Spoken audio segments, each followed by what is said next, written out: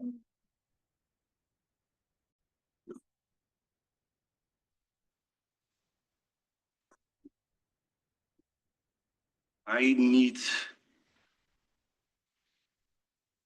problem with this class is that if I share the screen as part of the lecture, then the whiteboard becomes really small. If I put the whiteboard in the video, you don't see which slides I'm talking about. So I need to back and forth between these two. Just bear with me for those ones in order to make it basically usable for the next time or when you watch the videos. All right, so for today's class, we're going to go over multiple topics, starting with regularization. So previous class, we talked about neural network, we talked about optimization. And today's we're going to focus on regularization and how basically prevent neural network from basically overfeed, or how basically help them to learn better, or a smoother learning basically concept. The first thing we're going to start with is going to be regularization, okay? And I know you have basically, you have a knowledge about regularization, but we're just going to just learn it a bit more in details. So,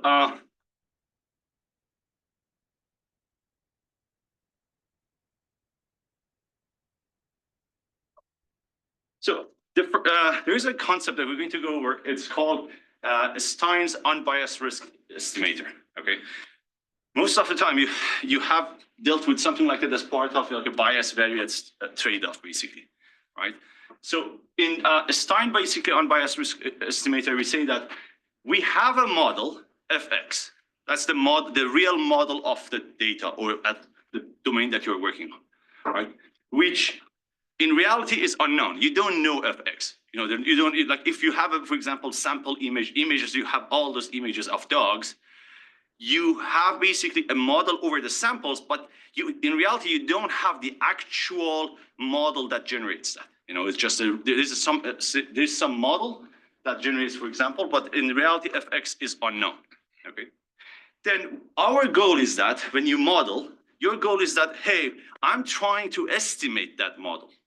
I'm trying to estimate that unknown model. We build a model to estimate that. And we call that f prime x. Okay, so that's the model that we are creating. In reality, we hope this model to be as close as possible to the real model, right? So, and basically this scenario here is that if you have f of x, which is your real model, on the right, basically you have f prime of x, your model, okay? The gap between these two, right? This becomes basically the real error, the error between actual model and the model that you predicted or you developed, basically. Then you have expected, basically an expectation over your model. What does expectation means? That means think about the scenario like it's a simpler scenario. I'm doing an ensemble learning, so I develop 10 models and I average those together. That becomes the expectation, right? Expectation basically means that if under basically the perfect scenario, under perfect scenario, if you have lots of data, we can iterate enough. What will be the optimal model that you can develop? That's the expectation. A model averaged over everything, basically, right? It's like a perfect model. So the difference between the perfect model that you could have and your model, the model that you developed, that's the variance, right? And what does variance say? Is that so variance says that I developed a model. How basically, if I have a model, one model, versus I have a perfect scenario model. Perfect scenario model make a prediction. My model also make a prediction. The gap between these two means that how much your model overfitted to your data technically, right? Versus the perfect model knows everything, like for its assumption, then it does a really good job. The difference between the perfect model and the real model becomes the bias, basically. That means it doesn't matter how much you iterate, how perfect model you found, this algorithm is not capable of estimating that real model. There is still a gap between this. That becomes the bias. Okay? So now, in basically here, our goal is that to find, so in reality, I said we don't have f of x, but if you think about, we are hoping to have the difference between, we are hoping to find the difference basically between the real model and your model, okay? But in reality, we don't know the real model, okay? If you think about y, which y is your data, okay? Y basically is the real model plus some noise, right? The data that you have comes from a model plus some noise in reality, okay? So that's the data, it comes from a model plus some noise. And here we are basically saying that the noise here is some Gaussian with mean 0 and a standard deviation I, okay? Or covariance I, basically. So this is basically what we have. On the other end, when your model makes a prediction, let's call it y hat, correct? So what your model makes a prediction is y hat, and what your model generates as a generation, not prediction, is y hat, and what's the real data was y comes from a real unknown model plus some noise. So our goal is to find this, but we say that we cannot basically, we don't know f of x, so how could we directly basically find this? So instead, so this is also called true error, right? Instead, we say that let's find basically the empirical error. That means the error between the y, the real y, and the y that we generated. So let's find this minus this instead. Okay. And what we will do is that we basically square this, to become a square error. So it's positive. And we do an expectation. Why expectation? Because you can't find it over one data point. So you need to have a bunch of data points to get the expectation error. So this is what we are basically going to use to find that, to estimate that. And in order to do that, so let's expand this. So we know that y hat or y bar is technically this, correct? And we know y is this term, f of x plus or minus epsilon, correct? This is basically what we have. So let's expand this so we can basically write this, take everything to the power of 2, and then they have 3 terms with 2 multiplications. So we can basically get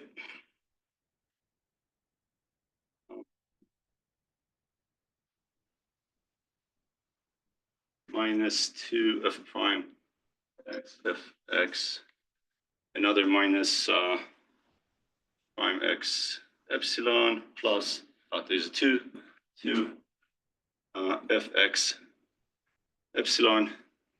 And we can basically just swap some of these words. And this one, and this one, we can basically combine those 3. So that becomes basically f prime x minus fx to the power of 2.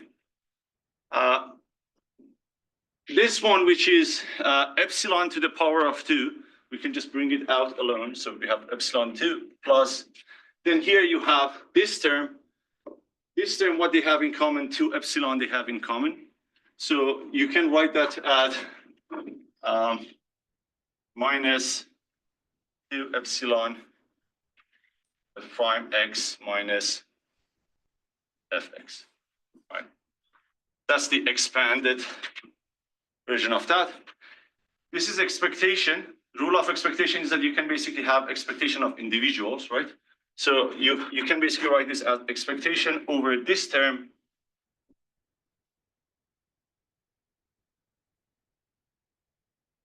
plus expectation over the noise minus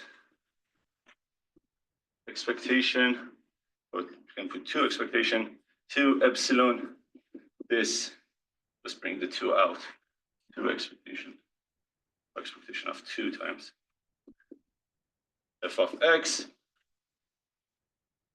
So yeah, stop sharing so you can see that on the monitor. What's the expectation of epsilon? Epsilon is a Gaussian, right? So what? We define this sigma to not y. It's like some unknown variance, okay?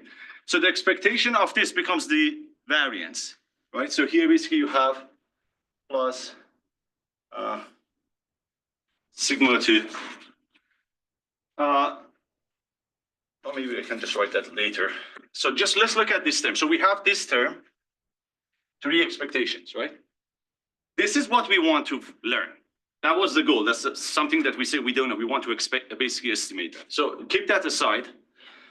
Keep this aside also because it's known. So this term is the one that we need to find, right? Expectation of basically, or 2 expectation of epsilon times your model minus the real model. So that's what basically we want to find. Now, there is, when you try to find this basically term, there are 2 scenarios that could happen. The first scenario is that you're calculating an expectation, right? So the data that we are using for calculating the expectation is coming from test data. Okay, and the second scenario is that the data comes from training data. Is it your training data or is some data that you're using after the training? So if it's the data from testing, let's expand this. So we have expectation of epsilon. What is epsilon? So we can write epsilon as y minus fx, correct? So I can say basically y minus fx times f prime x minus f of x, expectation of that, right? So now think about here what's going on. So we are saying that this data is your test data, okay? So this value, if you think about what you are kind of seeing here, this kind of reminds you like a covariance, right? Expectation of x minus mean and times y minus mean, basically. These 2 terms are basically kind of like the same, so it's similar, has similar flavor as covariance.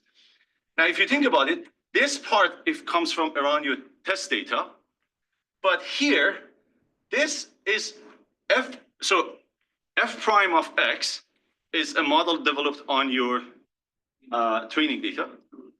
And this term, this y that you're picking is come from your test data. These 2 are independent of each other technically, correct? This is your real model. This is your model you developed that. Sorry, this is the like an unknown realistic model. This is the model that you developed with using your training data, and this is a value come from your test data. So these 2 are independent. So this expectation is technically 0. There are 2 independent terms. Like if you think about it, if you calculate the covariance of 2 independent terms, right? So if it's a test data, this expectation goes to 0. So if you replace that, so basically you have expectation of f prime s x plus call this 2 sigma 2 or sigma 2. Now, what if it comes from your training data? Okay, so if it's come from your training data, you cannot use this because it doesn't go to 0, right? Now, what we're going to go over, there's a concept called like a Stein lemma.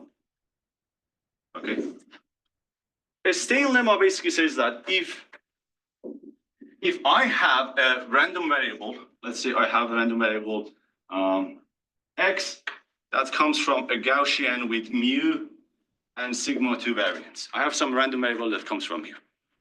And also I have some g of x is also a function, okay?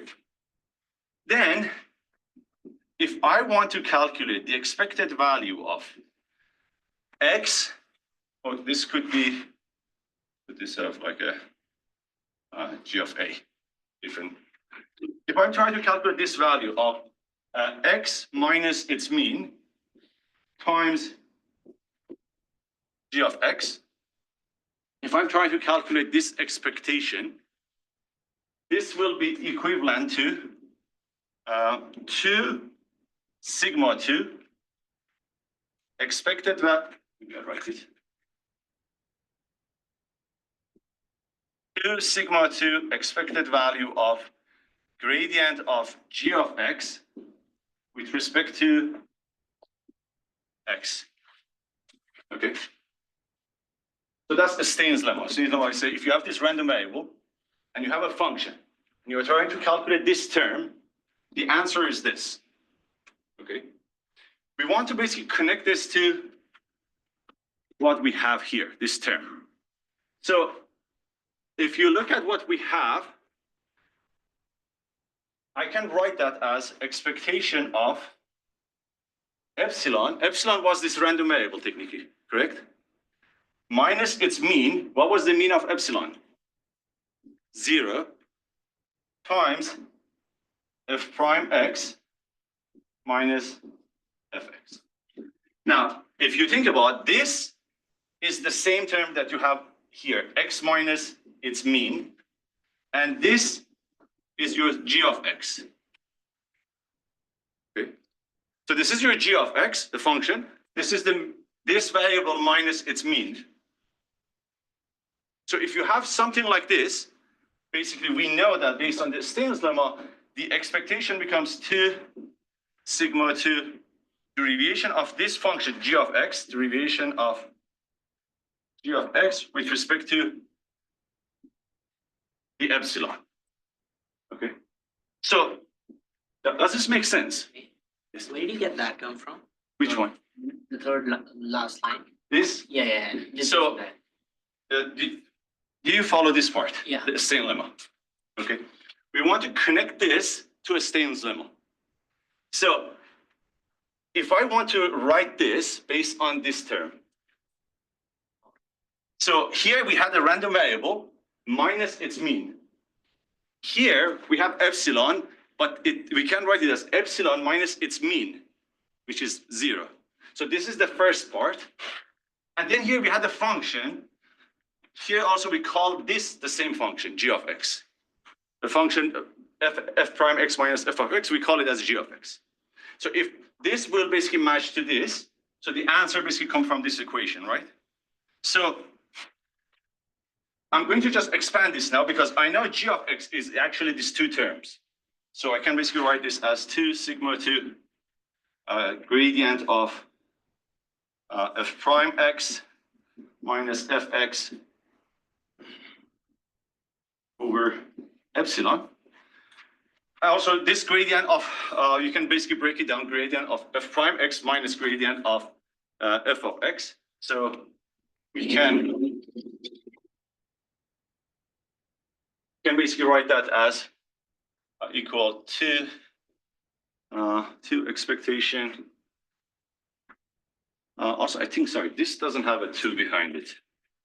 It's sigma 2 epsilon. So 2 expectation gradient of f of x over with respect to epsilon minus gradient f prime x with respect to epsilon, right? So that's that term, we just expand the terms. So, and when you have expectation of basically summation or basically subtract, you can basically write them as expectation of individual. But one thing we know here is that what is f of x? F of x is your real data, real model, correct? The model that you don't have is unknown. The real model is independent of the noise. You agree with that? Like the model that of the real, basically, like let's say the topic, the word, is independent of the noise. The data that we get depends on the noise.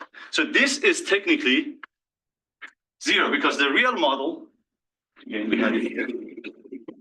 The real model itself is independent of the noise. So derivation basically goes to 0. So technically we end up with 2e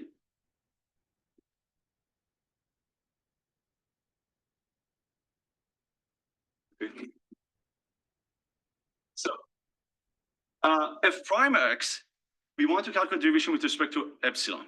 So we can use chain rule. We can basically calculate the gradient of our function with respect to y times gradient of y with respect to epsilon. Because y had as epsilon in the equation, y equal f of x plus epsilon. So Gradient of y with respect to epsilon is 1, because y equal fx plus epsilon. So the gradient of this is 1. So this is what it comes out. So we get basically, there's a 2 behind it, 2 expectation of gradient of our model with respect to the data.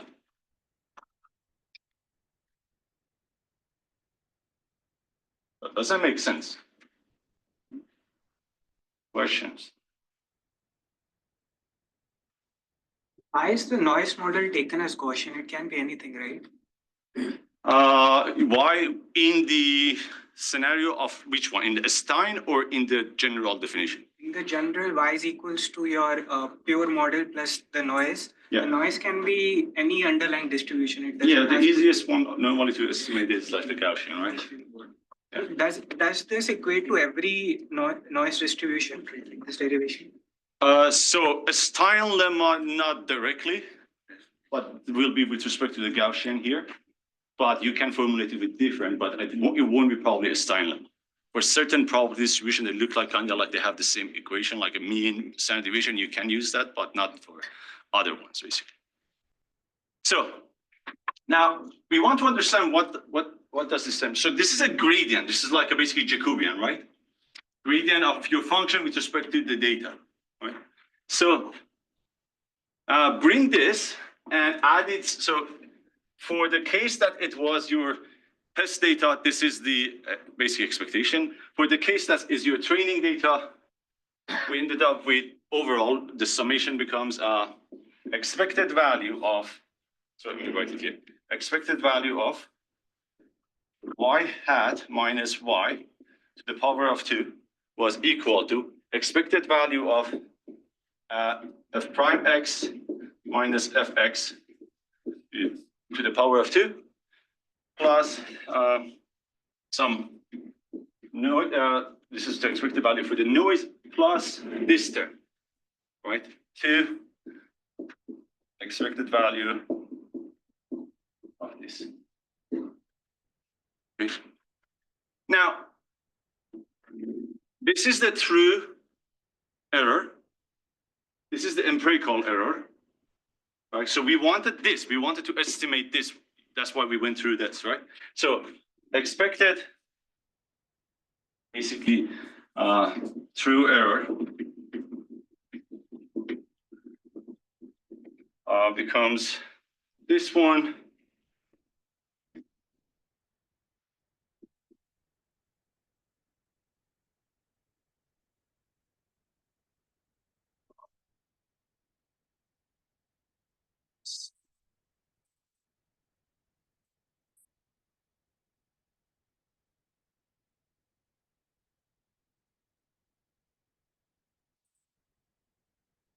So what do you think this term tells you? Epsilon, the derivation of your function with respect to the data.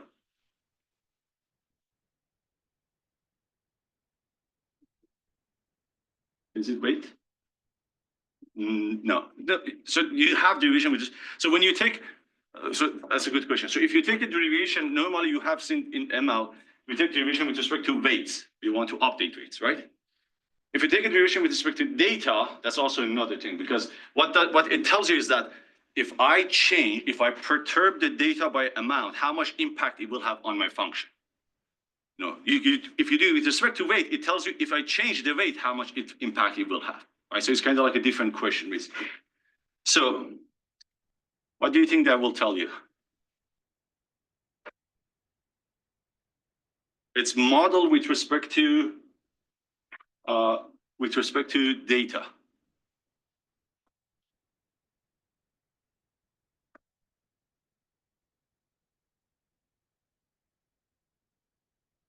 Complexity, right? Why complexity? If I have a model that's complex, like overfitted, if I change the data by a little, what do you think will happen to the output of that model? Changes by a lot, right? More complex models. If I have a model that's not overfitting, it's like a proper model. If you change the data by a certain degree, perturbed by a certain degree, it shouldn't impact the decision of the model. if I'm doing an image classification, if I just add some noise to the or change the brightness, it still should be a dog, right? Whereas if you have a model that's really overfitted, it might basically predict a different class. So this indicates of your model complexity, right? So the more complex the model, basically the more the cost, right? So here,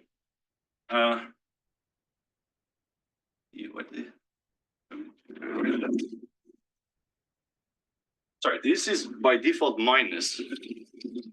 I did write this as plus. So this is minus. So here it becomes plus. So this becomes plus here. Yes. I think you missed the sigma 2. It does have 2 sigma 2, the last Which line. this one?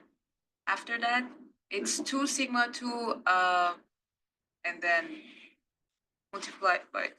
In the state lemma, you wrote sigma 2 and the expected value. That's correct. So that's correct. So in a state lemma, we say that this value, where is this?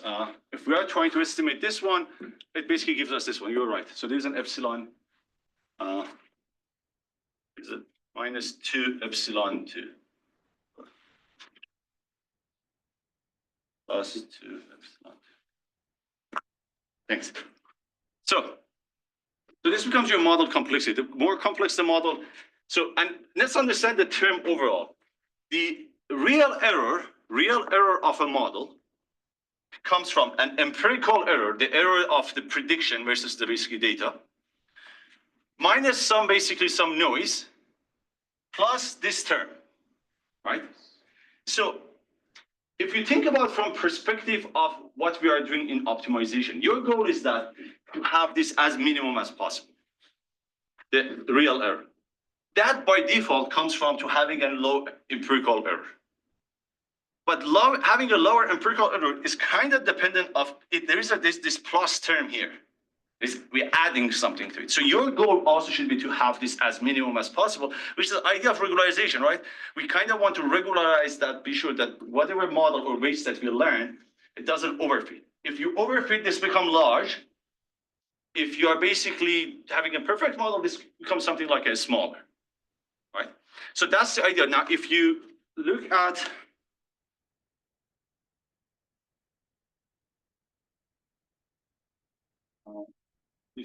here, you will see basically, so you have the true error. So this is the true error. Then you have the empirical error, the second, this one. So this is the true error complexities, right? And then you have the complexity term, okay? So in this, that's in a matrix form, and this is just in an individual form. So what it basically tells you that the true error decreases, and of course the empirical also decrease.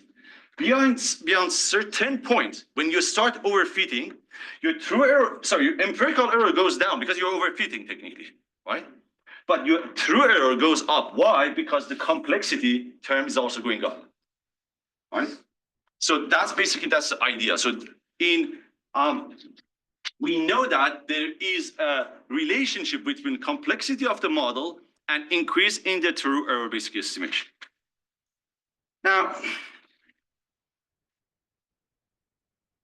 one of the, we also have talked, you are aware, and we have been talking about that. One of the concepts when the models overfit, one of the way is to avoid that is doing something like a regularization, to regularize the model. And a simple, basically, example of regularization could be to look at the magnitudes of the weights, basically. Right? If the model's weights are basically larger, you penalize it more, and you're hoping that to basically force your model to learn smaller weights, basically. Okay, so that's basically the definition of weight decay. So you're basically hoping that W's that you have overall basically are small. So we basically, as part of regularization, what we do, we add a term to our cost function, add a positive term here. So it becomes plus some basic regularization parameter times a function over your weights. All right. So if you think about, if you remove that, you have your cost function. Your goal is to minimize the cost function, but we know that the model easily can overfit and give you the minimum. So the way that we regularize it, we add the term with respect to your parameters. So if you overfit, this goes up, right? So this automatically goes up. So your model finds a balance between these two. Like you find the theta somehow that this is minimum, this is also minimum, like together. Okay. So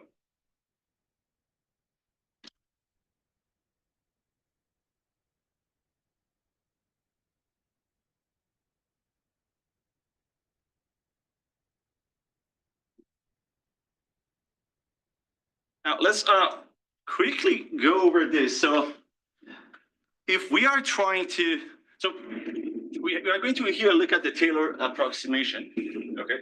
So if you have a basic function, when you want to approximate the that function values of function at certain point, you can use Taylor approximation, and it has different degrees, right? So here, what we're going to say is that we are interested to approximate the cost function that we have, JW. Okay. And that basically comes after using a Taylor approximation from this term, which is, you basically say the J of W. Oh, because can you see from there what I'm writing here? No? Okay. So we basically say that this comes from this term. We're going to do second order basically approximation plus gradient basically times W minus W star plus second order times basically W minus W star times so we can just put W to the power of 2 for now. The first thing we know is that W star is your optimal weight, correct? Gradient of the function with respect to optimal point, what's that? 0, right? Because it's optimal point. So this term, it's 0. So what we remain here is what we have is this comes from this plus this one is your Haitian, right? Second order derivation, right? So we can basically write that as W minus W star times Haitian W minus W star. Because this is W minus W star to the power of 2, right? So this is the Haitian, and we expand it this way, okay? And as part of the regularization, we are also going to add a term to it. So this is the JW. We have some approximated version of JW. We just call it JW, basically hat, or just JW, actually, just to be constant, JW hat. So this becomes what we are going to find. And this becomes same term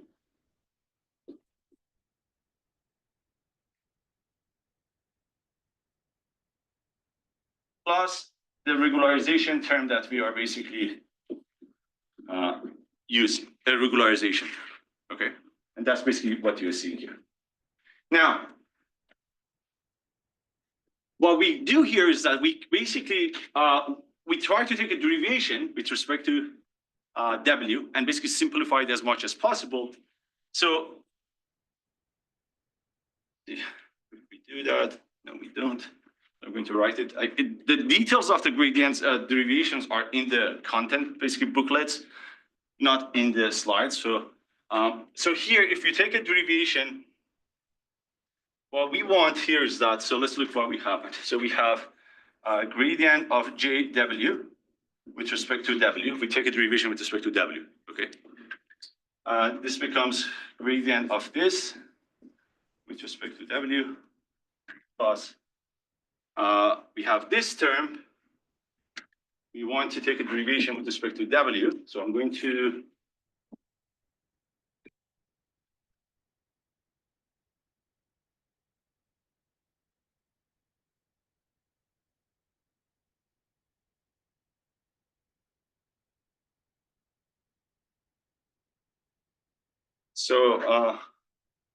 for this one, it becomes basically lambda W for this term. But for this term here, so simplified, if you think about it, if like if you're comfortable with that, if you take a derivation of this with respect to W, this one has a W, so you technically have W to the power of 2, right? So there is a 1, there should be 1 over 2. The second order of the, there is 1 over 2 here, okay? So this technically has 1 over 2, 1 over 2. So if you take a derivation of this with respect to W, you technically get H times W minus W prime, right? You have 2 W's, W2, so it becomes, the 2 comes behind, cancels out. You basically end up with W, so this one becomes 1, disappears, so you have H times that. Right, so derivation becomes like this, right? Now, we can try to expand that to also try to look at that multiplication if you want to do individual derivation. So let's say we have W minus W star H, W minus W. So this is the term, right? And we want to take a derivation of this term with respect to a W, one of the W's that we have, okay? So if you're looking at the dimension here, so this is, so H is D by D, let's say. This is D by 1, this is 1 by D. Actually, there is a transpose. Is a transpose here. So if we're trying to take a derivation of this with respect to one of the W's. Okay, I want to prove that why this becomes this gradient. So this is 1 by D times D by D times D by 1. What's the dimension you will get basically? 1, right? 1. Right. So we can basically look at that at the following form, Ij. So W I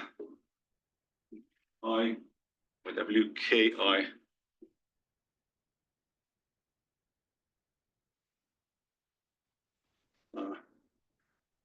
Actually, no, our W also here is the dimension. Could be D dimension actually. So this could be a D by D also. Because there's no assumption if the W is a vector, it could be a matrix W. So H, we have, sorry, this becomes W I J, W I J, H I J, I J. Okay. So, let's see.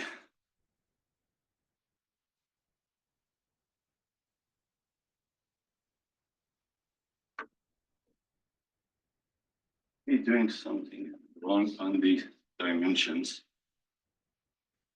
Okay.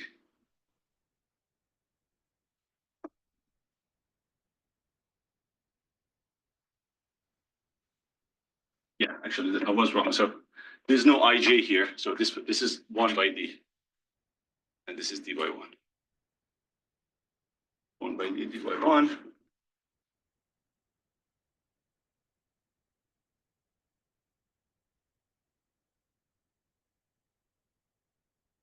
Right. This summation basically would produce this, the result out of this, right? So now our goal is that we are interested to take a derivation of this with respect to a W. We have DWs basically, right? Technically, you want to take a derivation with a W. So now there are 2 scenarios, right? I equal K, because you're taking with respect to WK, or J equal to K. The indices that you take a derivation, one of those, either I is K or J is K, basically. So if I is equal to K, when you take a derivation of this term, this becomes K, this becomes K. You take the derivation with respect to W, right? The only WK you have is here, right? So this term basically, this basically gives you J from 1 to D, H, KJ, WJ minus WJ star. Correct? If you take a derivation of this term with respect to wk, assuming that I is equal to k, that's what you get. Now, the opposite, if j is equal to k, becomes the same thing technically, but this side, right? So this comes out. So it becomes I from 1, wi minus wi star, h, basically hik. Correct? So you have two terms. Now, so this is, if you take a derivation with respect to w, you get two terms basically, wk. One is this, one is that. So the derivation of the total, and also one thing we know that this is symmetric, right?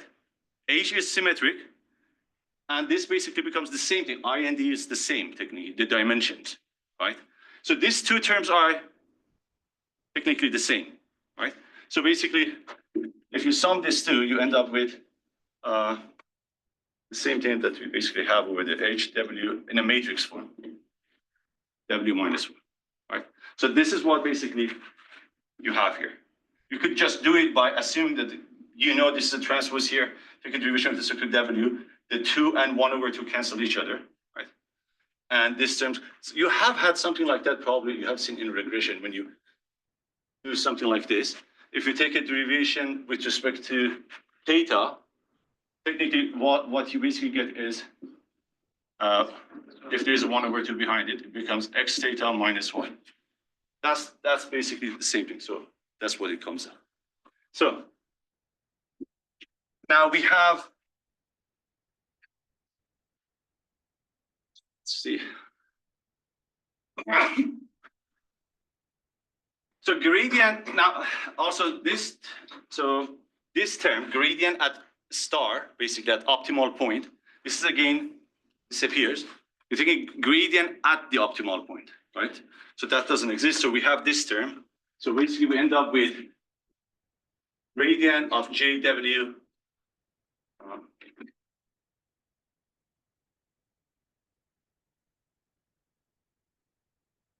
we have gradient of JW with respect to W becomes HW minus this plus lambda W.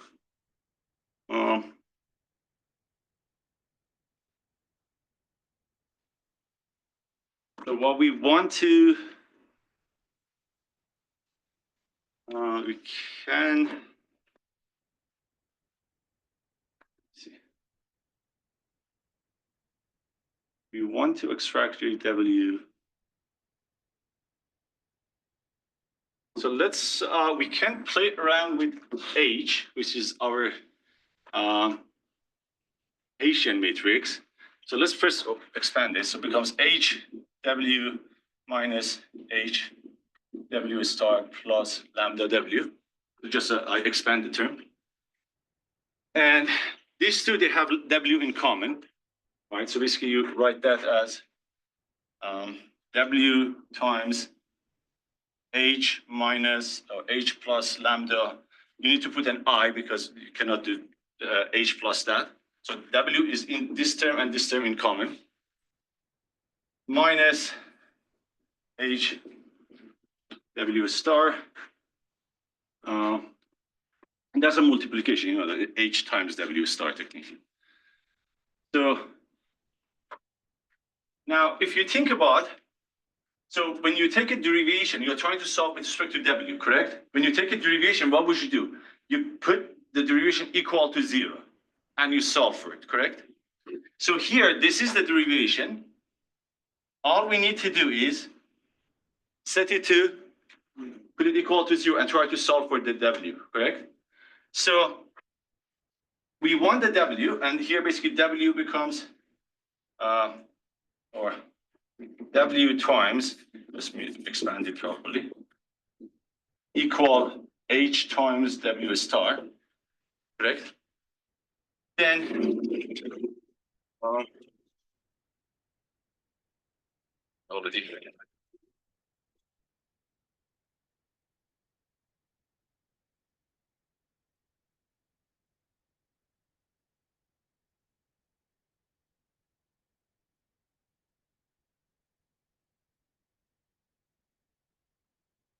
So we have this term, and we want W. So I can basically say W equal 1 over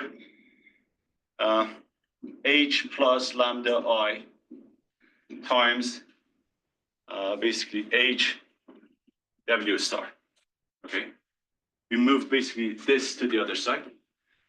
1 over this, because this is going to be like a square matrix, 1 over a square matrix becomes the inverse.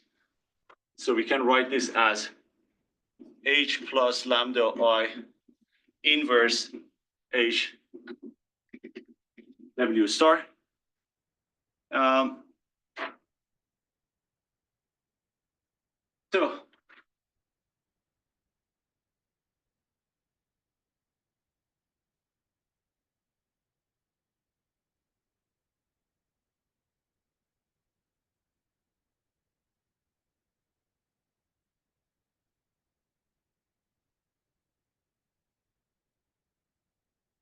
So this is a concept of regularization, right? If you think about it, the lambda parameter is the parameter that you decide in regularization. That's lambda is where we introduce right here. This is the lambda over regularization parameter. So if you decide lambda is equal to 0, that means I don't pick any regularization. Then this term becomes H inverse H W star. Correct? H inverse H, it will cancel out. So basically what we will get is that W equal W star. So this is no regularization, no regularization. However, if H is not 0, okay, so it's basically non-zero. Now, we can expand Haitian. So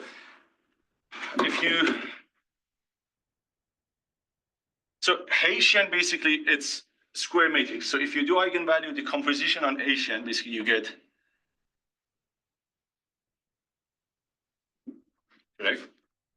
Also, we know that if we do singular value decomposition on Haitian, basically, that we get, right?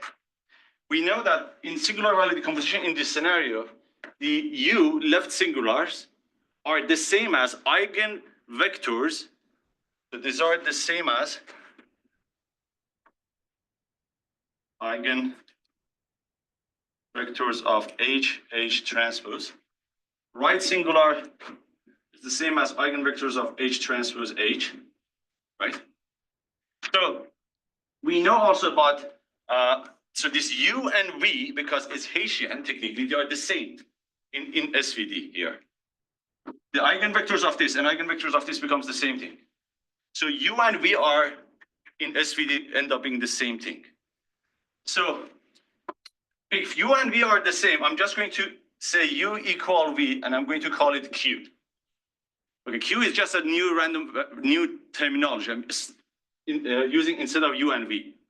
So that term basically becomes Q variance Q transpose. Okay. We also know that about the singular vectors, basically they are orthonormal in singular value decomposition. That means Q transpose Q is I. Okay. Also, Q transpose is equal to Q inverse. Okay. So those are two things that we know about that. We can try to use that here, and also we have this in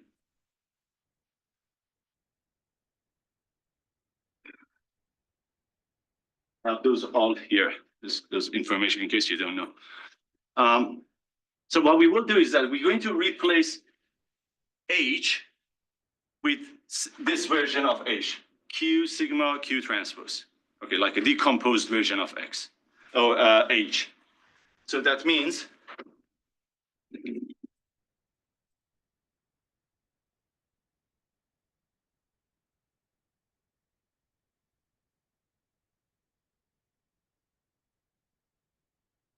anywhere we have H, we're going to put Q sigma Q transpose. So we end up with Q Q transpose plus lambda. So we have an I. We're going to here play with the terms. I'm going to replace I with Q transpose Q. Because Q transpose Q is I. So Q transpose Q.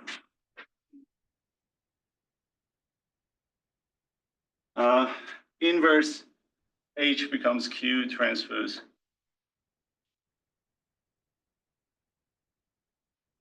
W star. So if we apply the, actually I'm going to simplify this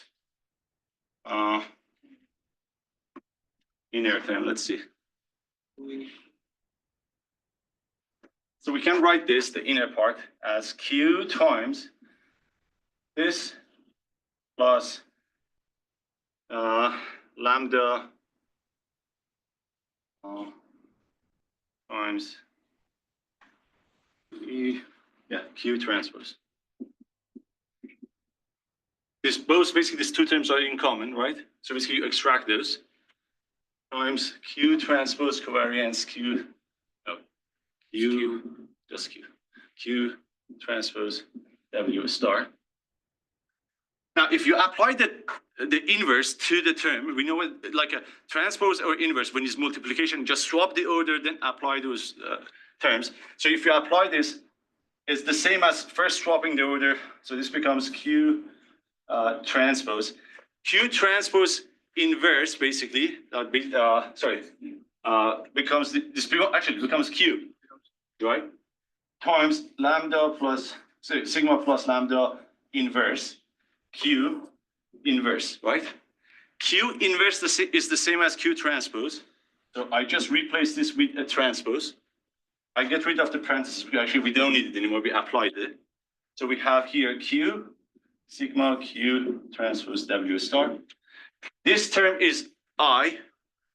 So this term basically is I. So we end up with Q times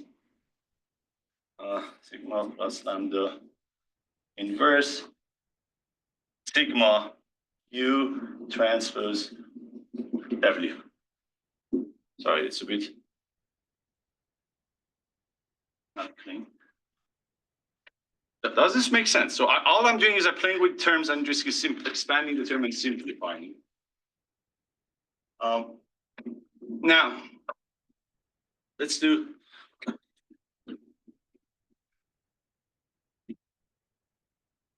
So here we say that W equal to this term.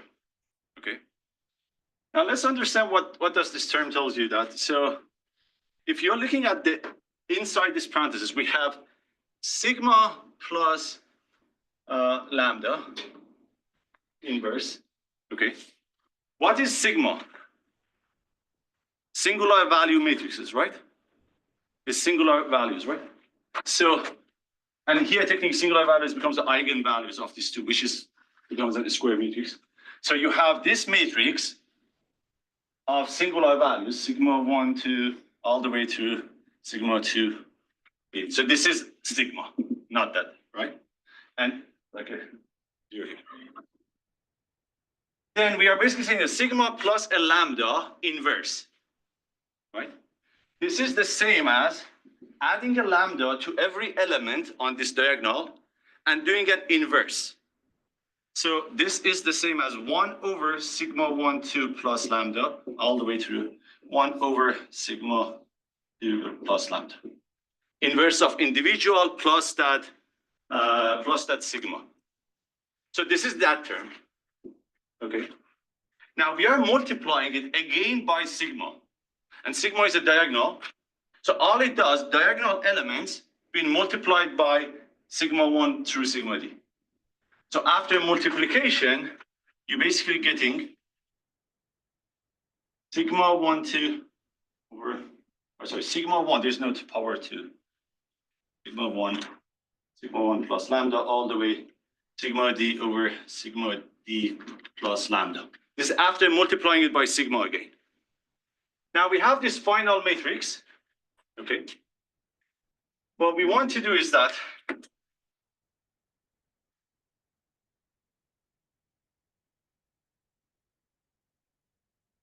so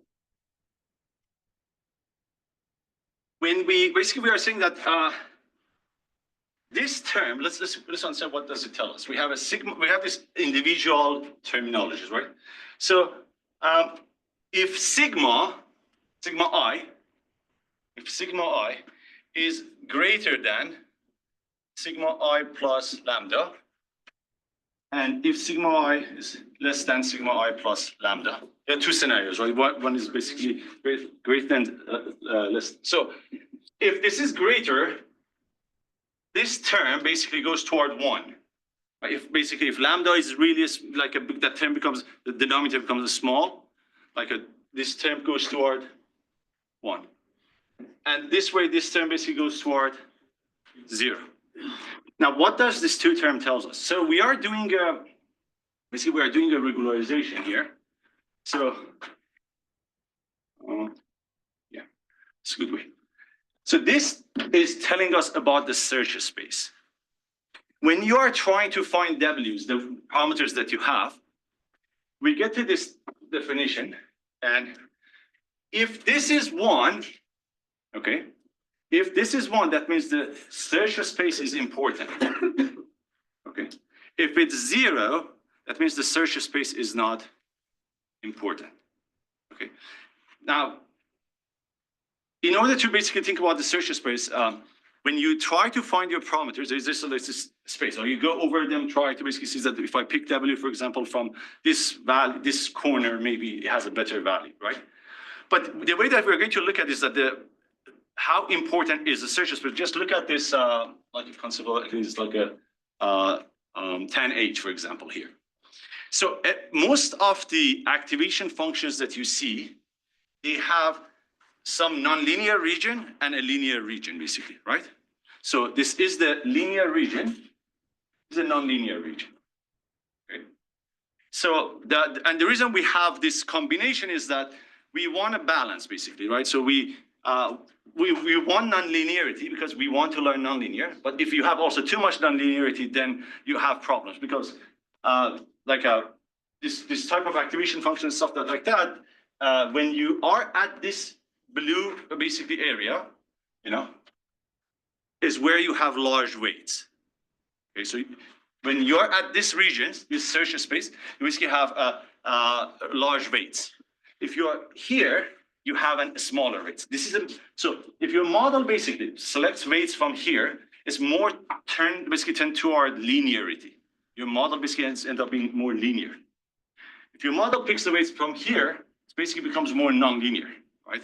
Now, the reality is that we normally try to, basically we have this because we want to introduce nonlinearity, but also we kind of like our neural networks, our models to be more toward the linear part, right?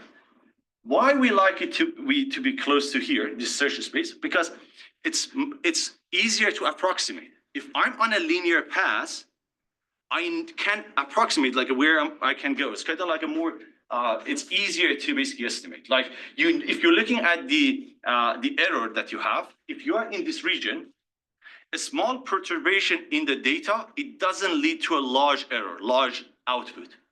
If you are in these regions, a small change in the data will produce a really large different value, right? So if you are here, your gradients are going to be also super, variational, like a large. Here, it's kind of like a smaller gradient. So like you also can basically approximate it. So that becomes the idea of search space. You're either going to be somewhere that it's not important, or you're going to be somewhere that is important. Okay, so we can use that knowledge to basically decide that, hey, if I reach to an area that the search space is not important, that tells me that I'm in a flat zone, this linear region, for example, right? So maybe I can accelerate the learning. Maybe I can basically take a larger steps, right? Or maybe I can basically approximate, or use the same weights, basically. But when you are here, that means you are actually in a region that's like a search space is more important. So you need to basically go through the basic decision, change your values. Actually, you cannot approximate. You cannot use the previous weights, for example. So that gives you some idea. Again, this also the same thing that I just went over. This maps whatever I said to the image, basically, about the models. So let's go here. So that's a general regularization. The second way, basically, that we can basically help our model from overfitting is techniques like data augmentations. And data augmentation, basically, the whole idea is that we perturb our data, we change our data by adding certain, basically, transformation to the data, certain changes to data. We do that over the training data. That's really important. You not own your validation data, not own your test data. You keep those unchanged. Your training data, basically. But the goal that you have is that if I create a new samples from, for example, an image that I have as part of my training data, if there is a dog in this image, if I look at the new generated images, there should be a dog in it. You should be able to say it's a dog. If you perturb or you change your image somehow, then you look at it, you're like, I don't know what animal is this, then that change is not good, right? So data augmentation, basically, that's the idea. Like you basically try to create new samples from your training data, somehow that sample is realistic. Because if it's not realistic, your model also will have a hard time to learn it. So that's some examples for data augmentation. The next technique for basically regularization is actually called it's manifold tangent regularizer. It comes from the idea of manifold tangent classifier. Okay, now the its types of regularization basically just is this. Right now, for example, this one that we wrote was weight decay, right? Norm 2 regularization, basically. There's a type called tangent, basically, regularizer. The idea in tangent regularization is that, so let's say this you have. Before we go to tangent regularization, let's talk about the term manifold over there. Or manifold tangent classifier. Just connect those together. Manifold becomes any folded the space, right? So it's kind of like it's a manifold. Like if you have a paper, you fold it, becomes a manifold. If you flatten it, it becomes the hypertext, right? So now think about the MNIST, for example, data, so the handwritten digits, right? If you are looking at those handwritten digits, those images, they might have a high dimensionality from the perspective. But if you think about every image, they actually have intrinsic or internal low dimensionality, because the only thing is changing about them is the digits. Everything is constant. Okay, it's kind of the same. It's like if you holding it, if I hold my hand like this and I start taking photos, and one at a time I just slowly basically rotate my hand and I keep taking the same photos away. I have so many photos with lots of basically images, but the intrinsic dimensionality of this, the degree of freedom is just one, because I only rotate over one axis, right? So the idea in tangent manifold classifier is that the data, the high dimensional data, in reality is sitting on a lower intrinsic or basically dimensionality, right? And it uses that concept to basically solve a problem. Let's think about the classification now. So you have class 0, and then you have class 1, okay? And you have this point basically, and you have this point. So if you think about perspective of classifier, if I just use the concept of something like a Euclidean distance or a distance space, if I'm at this point, then this point and this point are close to each other. So you basically could say that these are the same class, or they're much closer to each other. You could draw a line like that, for example. However, this idea of a manifold tangent classifier is that these data points, they all could basically will sit on this tangent, let's say for this data point, okay, for this class technically, there is this V, right? And this is kind of like this space, tangent space, okay? And the idea of this tangent space is that doesn't matter what is the data, where the data sits on this space. Doesn't matter how you change the data on this space. The label will not change, right? class 1 data sits on this space that doesn't matter where on this space you put the point, is still class 1. But as soon as you go to class 2, it will become a different space.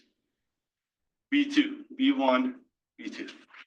Right? So the idea here is that try to learn these spaces. So the benefit will be that if you just look at the Euclidean distance, these two would have become same. But when you use tangent, basically manifold classifier, what you do is that you calculate the distance of points to V1 in order to see if they belong to class 1. So distance here, this point, the distance here. So these points belong to class V1. This point, no, it's closer to V2, so it belongs to class V2.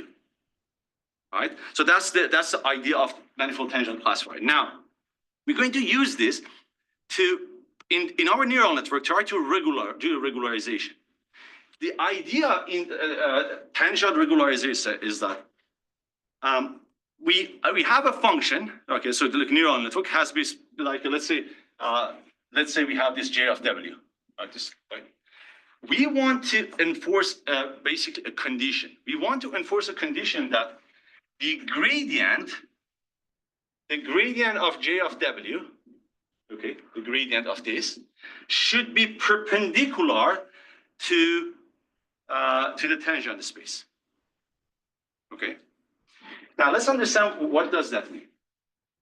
Gradient of we are saying that we want our gradient to be perpendicular to this space for class 1.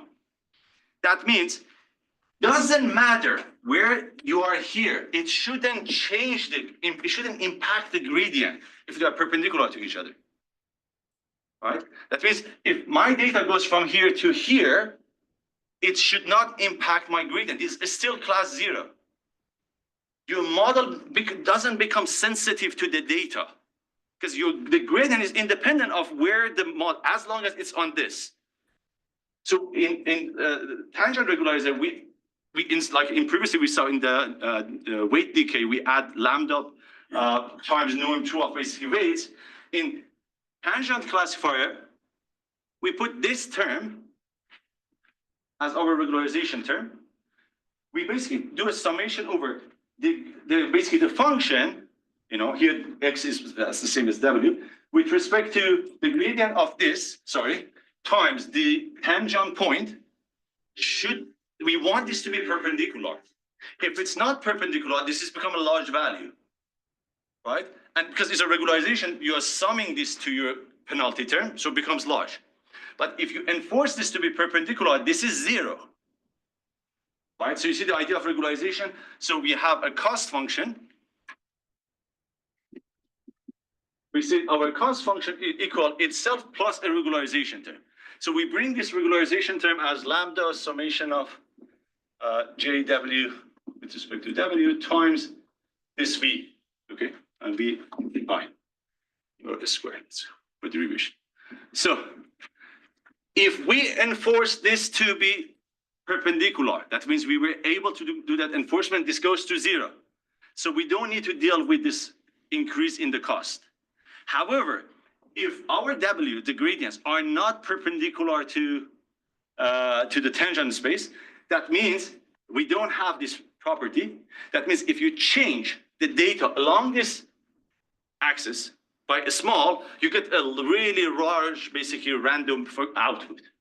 You know, if you think about the image of a dog. If you just rotate it by a little, the output is going to be drastically different, because it's sensitive to the change in the data.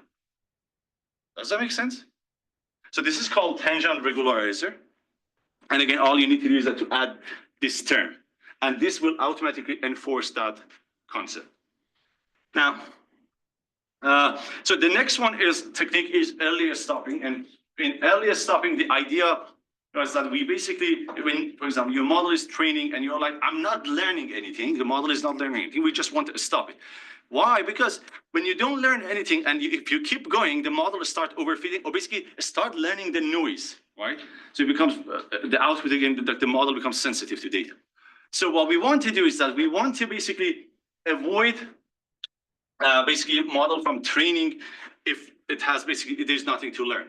So we are going to use similar concept So we proved previously we proved this in the regularization that the gradient, this is equal this term, right? Without the regularization that we added. So we proved that the gradient of JW is H times W minus W star. Okay. So now what we are going to say is that if I'm trying to optimize W at time t plus 1, basically, we can basically write it in terms of my previous W. So W at time plus 1, your previous W, WT, okay, minus a learning rate times that gradient, H, W minus W star. So all you want to do is, again, I'm not going to write all of it. We just play with terms, you know, expand it. We also like, so the easiest scenario will be that. So if I put a T on the W here, suppose the WT. So what we will do is that we add a W star here and W star there. You know, just playing with the terms. So basically you write this as WT plus 1 minus W star equal WT minus W star minus this. Right? We just added W star on the left and one on the right. Okay. And now this term and this term are in common. Okay. So if we expand that, basically we have WT plus 1 equal, and write that as, so let's say WT minus W star times I minus H plus W star. So we move the W star on this side also to this side. Okay. So now you have this term that becomes your W T star. We already knew H was Q sigma Q. You know, we proved as singular value decomposition. So you can replace that here. Now, one thing here is that, so I'm going to first replace the, sorry, this is two, I know. So this becomes WT minus W star times I minus Q H Q transpose W star. So,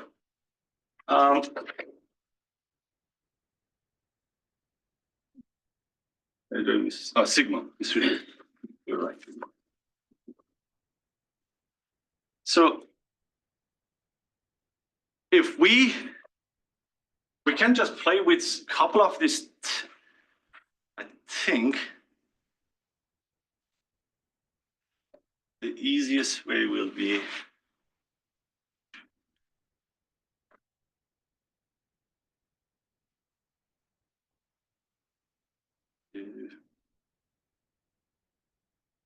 I think this is correct. Okay, this is correct. So let's do a test. So let's say we are basically saying that WT plus 1, okay, equal that equation. So let's just do a test. Let's say I want to find W2, okay, or W1. Let's say W1. I want to find W1. That's the equation. WT plus 1 comes from this equation, right? So, am I missing something here?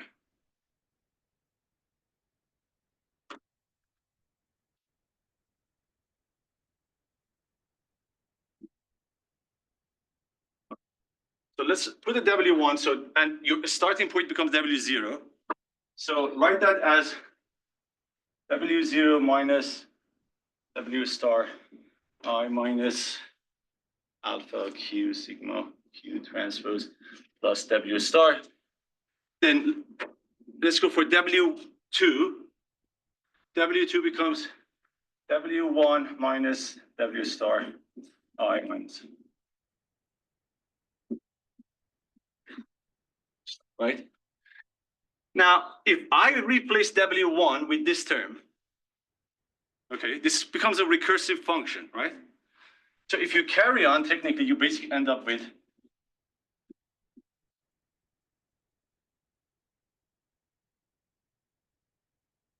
carry on for k iteration. That's the term you basically end up with. And this becomes W0. If you replace this term, W1, in here, right? And then go for k iteration 3, 4, 5, continue, you basically end up with this term. Okay. I recommend you basically, if you want to try it out, it's like a recursive function. And this becomes W0 because that's the starting. Okay. So our W at time k equal this term. Okay. Now, we are looking at the concept of a regular earlier stopping, right? We want to basically decide when to stop. This term, so this term is basically kind of like easy to calculate. You have an estimate of W, and you have this W star, and then you have this, right? But this term is the one that goes to the power of k. Okay, so you have this. Let's call it. Technically, we don't need to. I don't need to write that as matrix one. If you just think about this value, if this value is basically small, when you go to the power of k, it's something small, right? If this is a small, basically that's the power of k is small. If this is a little larger, it's like a large value. When you go to the power of k, so no, actually it's reverse. So I minus small becomes large. Sorry. So this goes large, and this keeps going small. This becomes a small to the power of k multiplication, it becomes a smaller value, right? So there are two scenarios. This term becomes large, this term becomes small after k iteration. Now, if this becomes large, the inner part, this term, if that term is basically large, okay, that means that, so when do you think this term becomes large? Which one? It is On? when there is more learning rate. More nonlinearity, right? So it's like when you have a larger, basically, weights, so when it becomes large, and automatically, if it's large after certain basically iteration, that to the power of k goes to 0. What does that tell you? That it tells you that you are basically, you have learned something, but after a certain iteration, you are not learning anything because this goes to 0. To the power of k goes to 0. At first, it was good. The large weight, it was good. The updated, you are learning something. As iteration increases, this term to the power of k goes towards 0. So that means you are not learning technically anymore. All right, so that becomes the idea of earlier stopping, is that you figure out when I'm not learning anything, and just basically you stop the training. At what direction basically you are not learning. Now, yeah, I think that becomes all of it. I don't think we have any other slide on that. But that becomes the idea of earlier stopping. So you basically try to look at this value, and if this becomes small, this subtract becomes small, that means you were basically at first you were learning something, but slowly, that means, if this is large, this becomes small to the power of k becomes small overall. That means you're no longer learning on that direction. It's not an important direction. If it's a small, that means you are actually, and because the 1 minus to the power of k becomes larger, then you say you are actually learning something. Okay, so that becomes when to stop. When that term becomes small, the 1 minus that small term would be raised to k would approach 1, right? So it's So the idea here basically is that the term that you have is singular value decomposition times what do we have with a lambda, right? So overall, over time, right? Over time, this was large, but over time, this becomes like a 1 minus that becomes to the power. Every time it goes toward the small, becomes smaller over time, not at first. At first, it's larger, so it's important. But if you keep repeating 1 minus that or like I minus that to the power, so it becomes smaller. It's like iterative. So at first, that's an important direction. You're learning it, but after a certain iteration, you are no longer learning. So you stop basically. So the other way basically we can do the other concept is that you can use techniques like parameter sharing in order to basically avoid concept like overfitting or make your model basically less complex.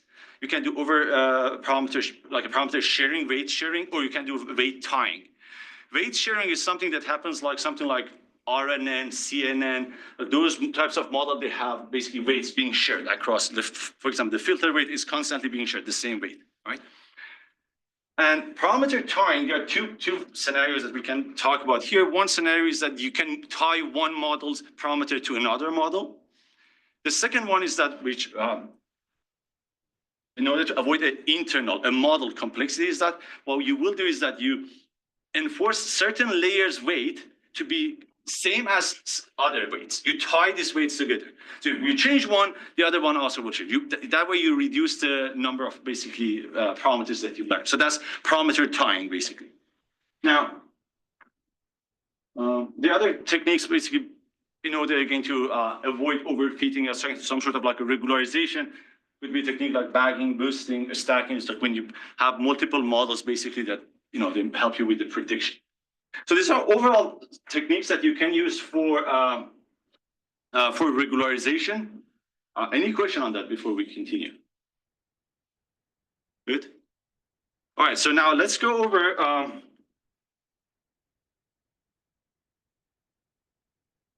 We're going to go over batch normalization now. So the idea behind batch normalization was that there are two main papers that came around concept of batch normalization. The first paper that of batch normalization, the idea was that the claim was that the neural network or the models basically are suffering from a concept called internal covariate shift. Okay, and they basically claim that batch normalization will get rid of that problem. Now, what is internal covariate shift? If you think about what happens in models, so you have one layer, and then you have another layer. So this is for internal covariate shift. The input to layer 2 comes from layer 1, right? So at each iteration, at each basic epoch, for example, layer 2 basically gets some data, and the distribution of that data, it depends on what you're getting from the previous layer, right? So let's say at time t, layer 2 has some idea that the distribution of the data that I receive should look like this.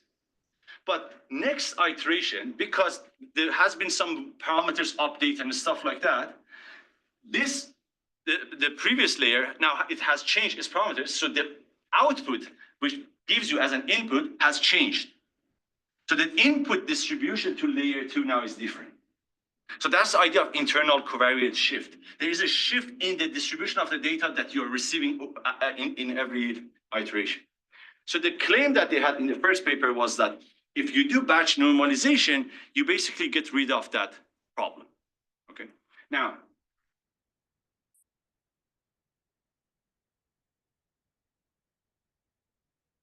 this also, again, it just becomes the idea of internal covariate shift. You have these layers of function. So if you change something, the other layer, the input to the layer basically will change, right? Now, if you, there is one way that you could basically deal with one of the ways, deal with the internal covariate shift, and the technique called domain adaptation. It's a part of its concept from transfer learning. The idea of domain adaptation is that if we could, so domain adaptation means that think about you building a model, for example, for a certain domain. And the idea is that if we could have our models somehow that the models, the parameters that the model learned, the knowledge that the model learned is independent of the domain. So that means the future that you learn is not about if the data was for, think about it, for example, if you, just an example of, if you are doing something like work with image processing, right? There's certain, basically certain layers of the, maybe a model has learned characteristics of image like edges, colors, and stuff like that, independent of if these are the image of a dog or if image of a car, the domain. So if you could have your model that learn the feature somehow independent of the domain itself, that becomes ideal because it helps with generalization, or it helps with basically with the problem that your model becomes also fights with, like it doesn't have the internal covariate shift because why? Your model has some sort of like a fixed distribution, you know? So the one way is domain adaptation. It's not that easy to do. It's like it's more challenging. So that's why, you know, it's like the idea here is that if we do batch normalization, which again, batch normalization, all you do is when you get the data, you normalize that data as it goes. So you input to any layer, you normalize it by doing the input minus expected, basically, or the mean of that expected value over the variance, square root of variance. And then you update your, basically, it's called like a scale and shift. You update the A, or basically the input using this linear value. So what happens, so if you think about in the first one, what we are doing is term, point minus mean divided by basically a standard deviation. What does it do? Centralization, right? So this line is a centralization, this normalization basically, right? So we have a data now that AL that has a mean of 0 and a standard deviation of 1. In the next step, what do? We multiply it by a value plus something. So this beta becomes our new mean because we did plus. Right now our data has a mean of 0. So that's called a scale of shift. So this is your data has mean of 0 and variance of 1. You do plus an epsilon, so you shift it. Plus a beta, and you shift it. So the new mean is now equal to that beta. And when you multiply it, you scale it. You change the variance. So now the variance instead of 1 is, what do we have here? That's gamma. So that's basically what happens. Normalize, scale, and shift. So why we do this?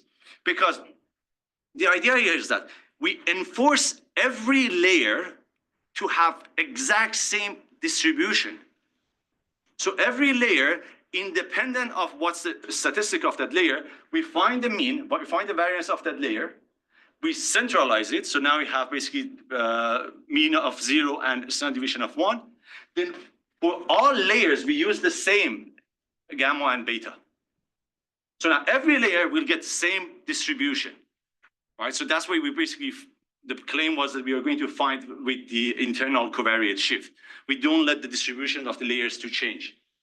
So, and then if you have a mini batch, basically, that's the same thing. You just first find the mean of the data, and then you find the basically the variance, and then you normalize your data, and then you scale and shift it. That's for mini batch. And during the testing, basically, when new data comes, you basically do something like that. So that's everything about basically batch normalization. Now, this was the, until the second paper basically came out on, yes? Is there a standard value for the gamma and beta? I don't know if there's a standard value. It's kind of like probably like a it's a hyperparabola, definitely. But I'm sure in the paper they have recommended some values, but I'm not aware of that. So the second paper came out and says that the first paper was wrong. Basically, they say that the claim is not correct. The internal covariate shift was not basically fixed. Now, if you're looking at the image that you see here, so on the left, the orange shows 2 layers of a neural network, layer 3, layer 11. That's a standard without batch normalization. The one on the blue is the same network with batch normalization. So basically what basically the claim here is that if you're looking at the layer number 3, you will see that without batch normalization, there is some changes in the distribution. But this one, the blue on the first row, is pretty smooth. They're pretty kind of similar, same, right? When you go to the next layer also, you basically see that there's more fluctuation on the layer 11 on the orange. This one, the layer 11 on the batch normalization, also has fluctuation, but the overall is kind of like they kind of fall under each other. So it's kind of like to extent it makes sense, like it changes the distribution of the data. It's like a fixer, right? But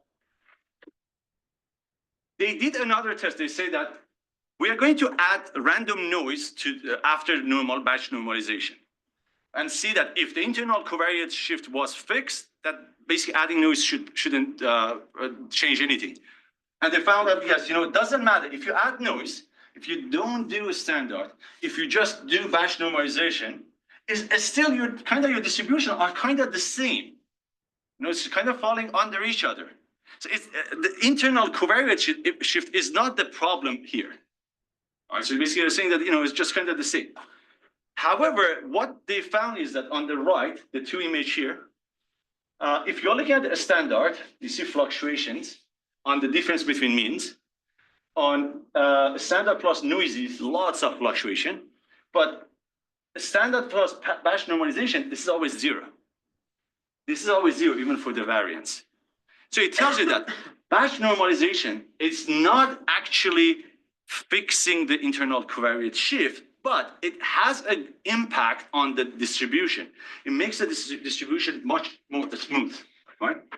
So what they claim in the second paper is that it's not fixing the internal covariance shift, but it's actually impacting something called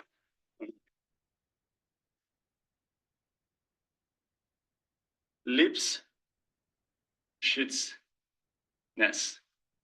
Okay, so there is this concept of Lipschitzness, and it's basically Lipschitzness basically says that for a given function, we will say that function basically L or function F is L Lipschitz.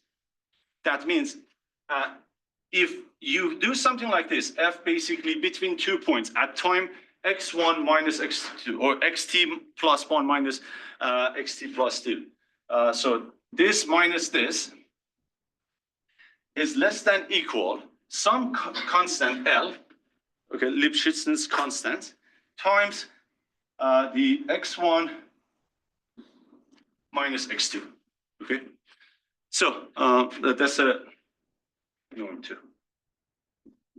So that's basically the concept of the L Lipschitz, okay? Now, but what does Lipschitzness tells you? Lipschitzness tells you that if you have a function that follows this rule, that means the functions tends to behave linearly. Think about this L. So you can basically see this L as this value over. There's a L constant equal this value. If your function is L Lipschitzness, that means that the difference between the output of your model at 2 times has a basically is proportionate with respect to the change in the data. Right? There's a constant basically tells you that if you change. So think about this line. Think about we have this. I really don't like the whiteboard in this class because it's really hard to wipe it. So again, think about this activation function that you have, for example, right? So and maybe actually not an activation function because this is not. So let's say we have this line. Let's say we have this, and we have these two functions. So this line is actually L Lipschitz. This one is not the one with the curve. It's not. Let's understand the one that it is. It tells you that if I'm here at this point, x1, then I go to x2, okay? And this is the corresponding fx2, fx1.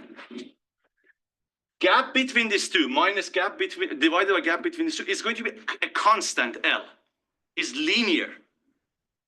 Every time you move, that is constant. So you have this linear basically behavior, right?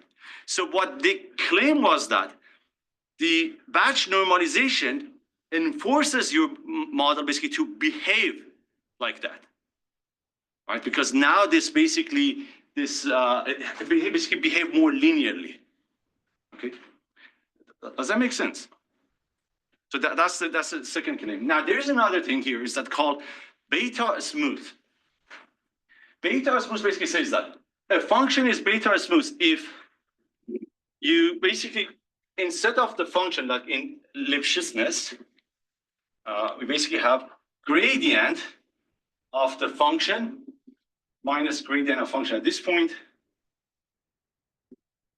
that becomes beta smooth. So beta smooth basically, it's the same concept. Basically, it tells you that if your function is beta smooth, that means if I changed the point between two values, the amount of change in the gradient is also linear. See, not the output of the function, even the gradient of the function at those two is going to be linear. So I basically, if I have a function that is beta smooth, that means I know the gradient is linear, right? So at certain points, I know if I move where my gradient is going to be, right? Because I have this basically linear idea of that. So this was the claim that they had that this will happen, and this is also the image that this comes in the paper. The model, normal model, the model with batch normalization. So this is the loss function or the function. This function using L Lipschitzness. As you can see in the normal model, as data changes, the function fluctuates, right? But in the L Lipschitzness version of the model, it's pretty smooth, the change, right? Same thing goes for the gradient. The red is the without batch normalization. The gradient fluctuates as data basically changes as you go through iteration. Here, the gradient is pretty consistent. So that was the idea, that batch normalization doesn't fix the internal covariate shift, but enforces your model toward Lipschitzness and toward being a beta smooth function, basically. Does that make sense? So that's the batch normalization. Let's take a break and then we continue from there.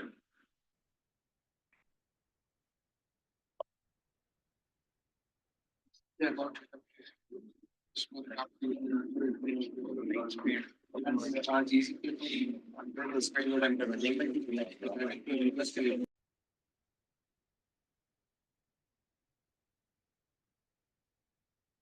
Let's talk about it after this one. All right.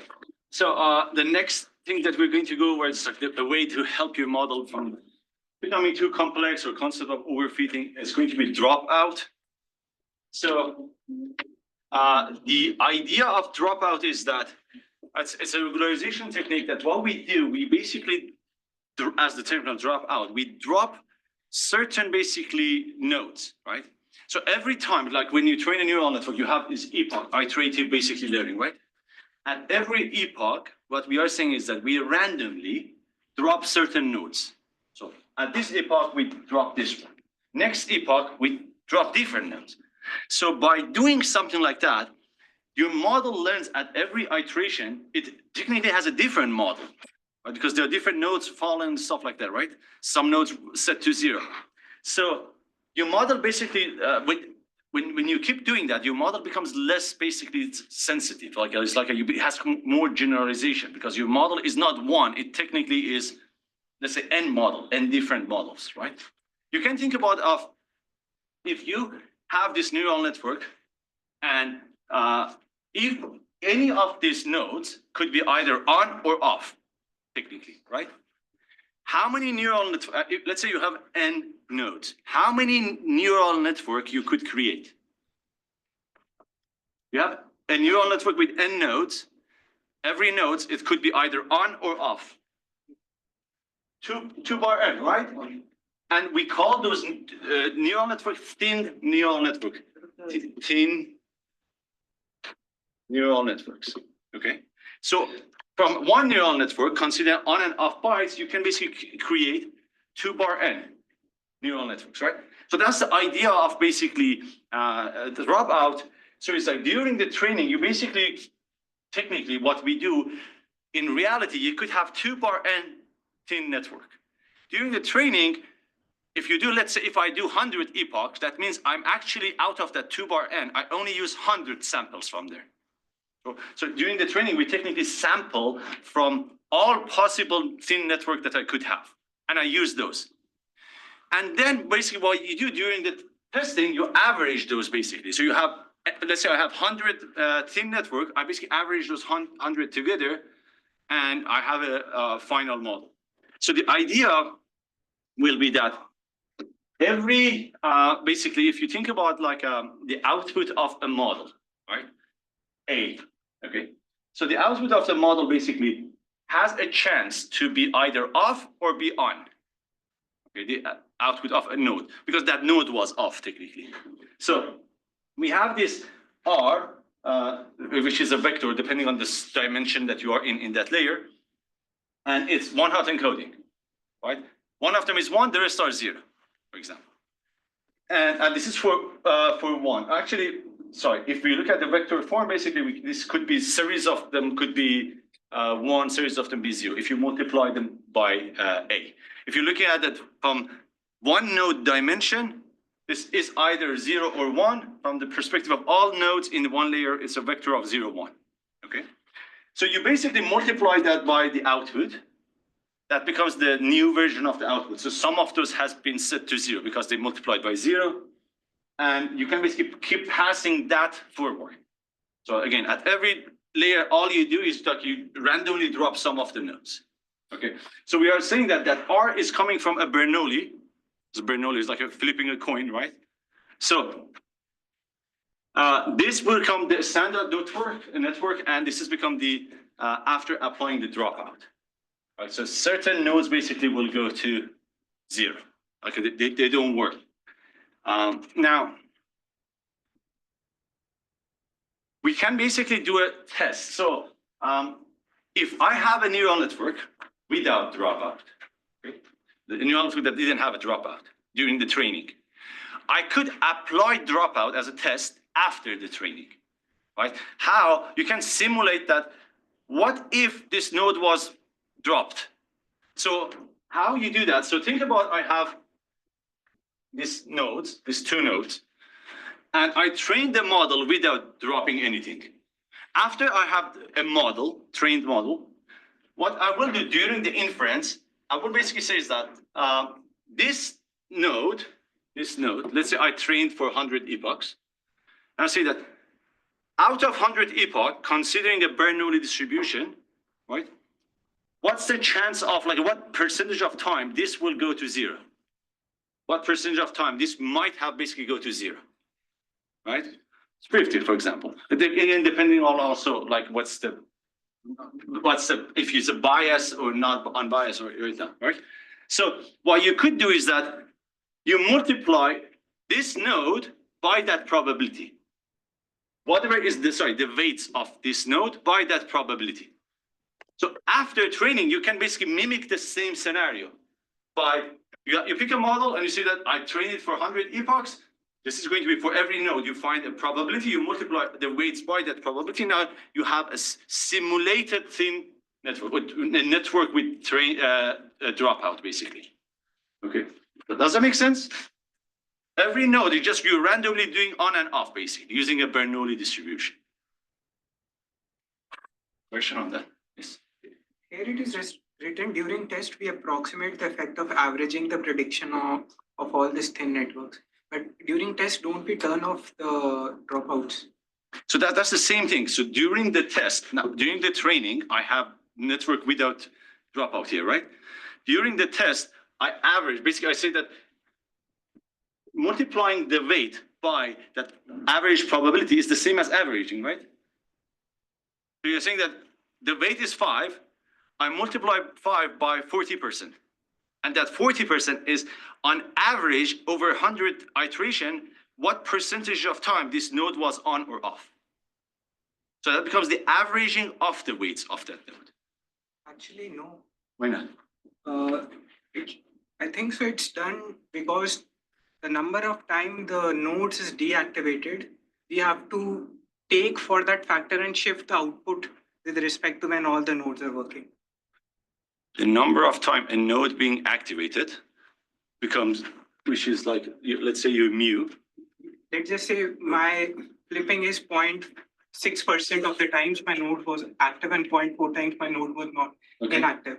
So if you repeat it for 100 epochs, 400. so what will happen? You have a probability of basically 0.6 to drop, to keep, 0.4 to drop. 0.6% of time raised by 100 would be the total output times this would be activated, and 0.4 into 100 times. But that's not the average, right? So you need to average it, right? You need to do, so it's, as you see here, it says basically, here. Multiply your weights by this average value. So if you have 100 times, as you say, how many times out of that 100 it was on? If it's 0.06, that means 60 times was on, correct? 60 divided by 100, 0.6 times the weight. That becomes the averaging basically. You basically mimicking the impact of being on and off. If let's assume that we have tint during the training. So let's assume something like this. So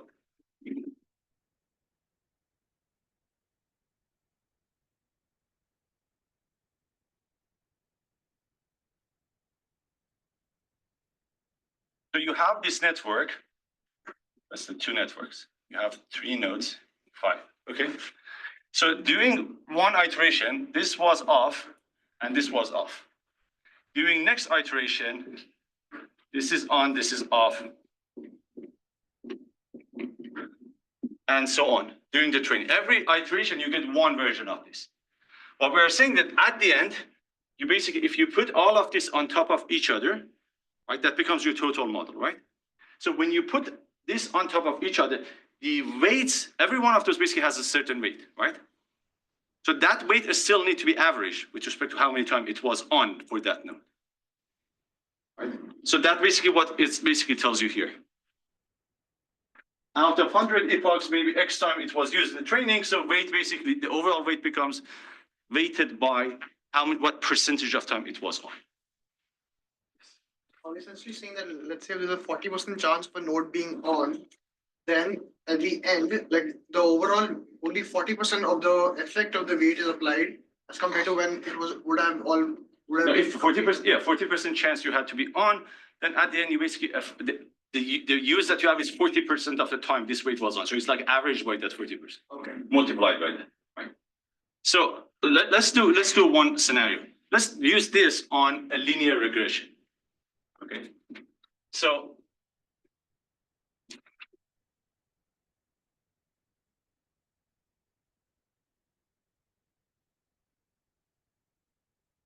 let's say we have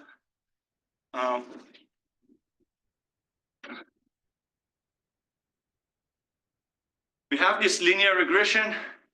So you have this X, this your W, that's your Y, and your goal is to minimize this cost. And we have this matrix R, which each individual R it's come from a Bernoulli, probability of falling, being on or off, basically, right? So here, you see R is either 1 or 0. So it's either R, 1 or 0. So what we will do is that in linear regression, we apply this table to the data. Okay, so basically the idea will be that we have this y minus, instead of x, okay, we're going to put r times x. Okay, we multiply our data by that r, and r again is a table of 0 and 1 basically. So rx w, okay, and to the power of 2. Or, yeah. So now, is that expectation? Expectation of this with respect to R, because R, it's on and off, it's sampling, right? So it's coming from a Bernoulli. Assuming that this R comes from the Bernoulli, we're trying to calculate this. So we are trying to calculate what will be the behavior, what will be the expected result if I have on and off basically in a linear regression, on and off nodes basically. Or here not nodes, basically it becomes the data. Why data? Because data is these nodes, right? So you randomly drop some of these nodes basically. What will be on average, if I keep repeating this, what will be the average result here? That's what we're basically trying to calculate here. Okay, expected result if I keep on and off drop some of the inputs. So instead of this R, I'm going to, instead of Rx, write M. So I don't keep writing Rx. And let's expand this. Again, this is same expanding that we do in linear regression, basically. So Y minus M W transpose Y minus M W, this term, and apply the transpose and do the multiplication. So you basically end up with Y transpose Y minus Y transpose M W minus W transpose M transpose Y plus W transpose M transpose M W. Okay. And there is an expectation behind it. So we've got expectation of this value. These two terms are the same, we just transpose of each other. So basically this becomes expected value of Y transpose Y minus 2W transpose M transpose Y plus W transpose M W. And again, expectation, you can basically do this individual expectation. So this becomes expectation of this minus, so our expectation is with respect to R, okay, Bernoulli R. So here across these three terms, W, M, Y, the only one has R in it is M. So I can write this as minus 2W transpose expectation of M times Y. Okay, the only term that has expectations here also this becomes automatically Y transpose Y because it's independent of R. Plus this becomes W transpose expectation of M transpose M W. Okay, so that's the simplification so far. So now let's look at individual terms. So in order to solve this, the thing that we don't have are the expectations. So first, I'm going to remove this because it's independent of R. Okay. The only terms that we need is the expectation of M and expectation of M transpose M, right? So let's just start with the first one.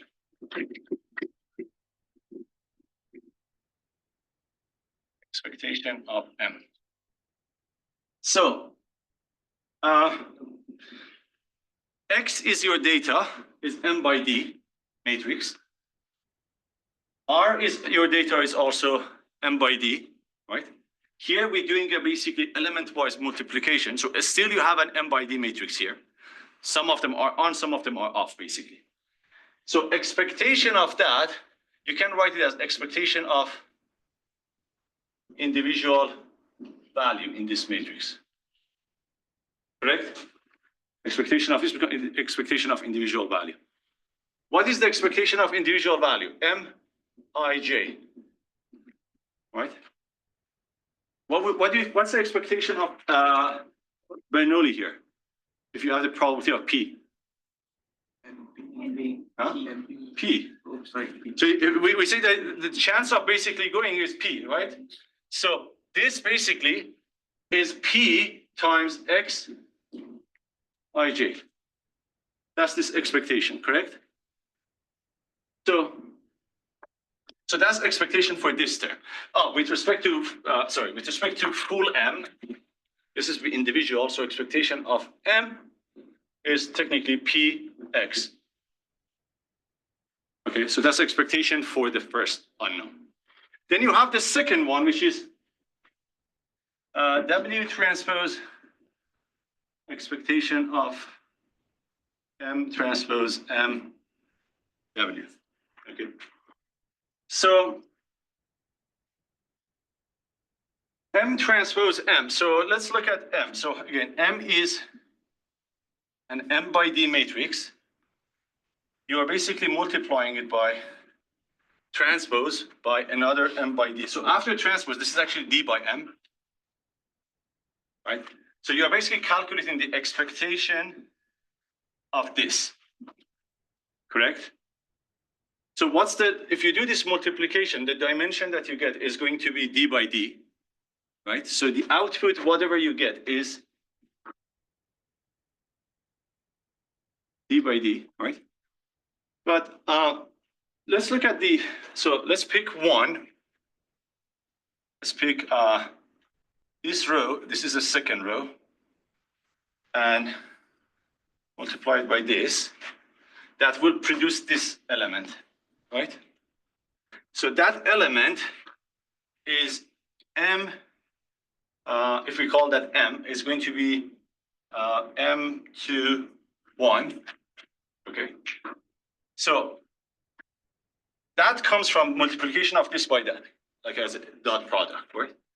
So let's look at the elements in this one. So, sorry, so this is M1, 1 all the way through M1. And this one basically is, so we reverse this, basically it becomes M2, 1 all the way through no, sorry. M1, 2,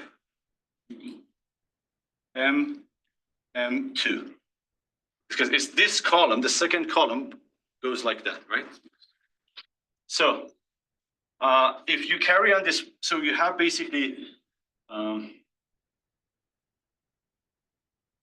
this becomes M, let's call this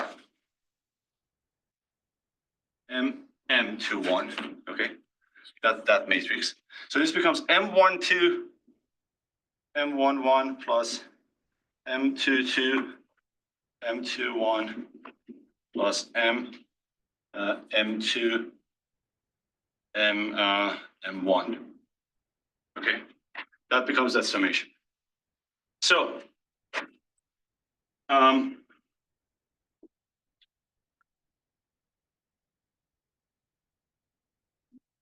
what is, so let me see. You need to flip. Make it 2, 1 instead of 1, 2. 2, 1. Which one we are referring to? Sorry. The row one, the first one? one. Yeah. So this comes from this row, correct? If you transpose, this row goes here, right? So this row starts with M1, 2 all the way through M2, right? So this is M2, M1, 2. Okay. So,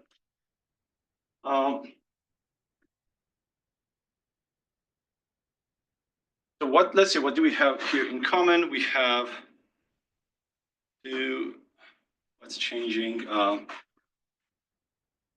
So this element is common always, right? The first element, basically. So,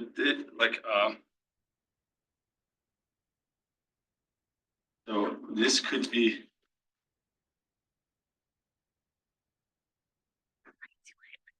M K MK 1, 2 K I M K J. Okay. Right. So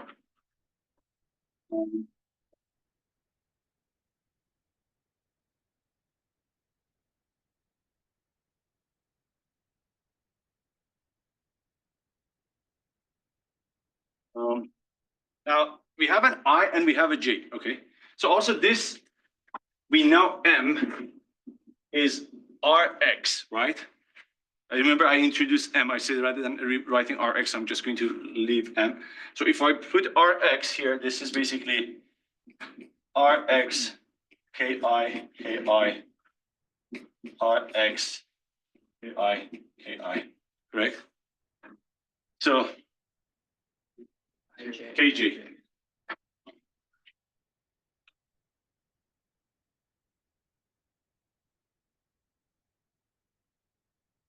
So there are two scenarios. One is I equal to J. This possibility when you wrote basically loop through this, I could be equal to J. The other one is that I is not equal to J. Okay. So, and sorry, all of this, to be sure, this is an expectation value, right? So this is an expectation. This is an expectation. This is summation. This is an expectation. Because this matrix is expected matrix, right? That's what we're calculating. So if I is equal to J, what do we have here? So I and J are the same, so that term becomes expected value of M, M I J is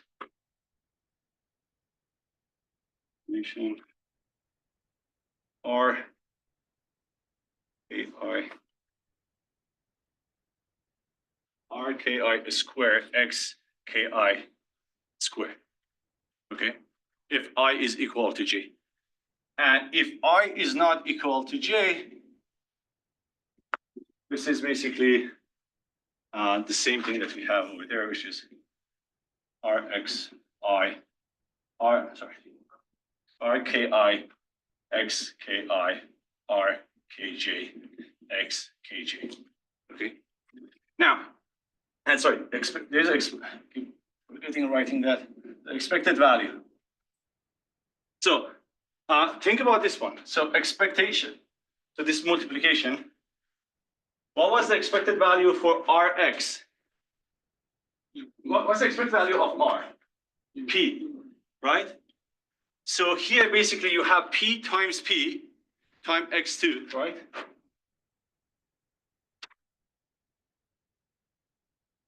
Okay.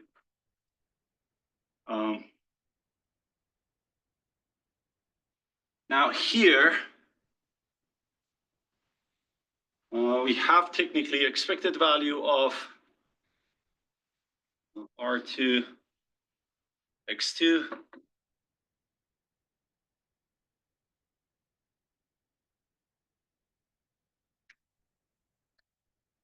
Might be doing something wrong with some indices.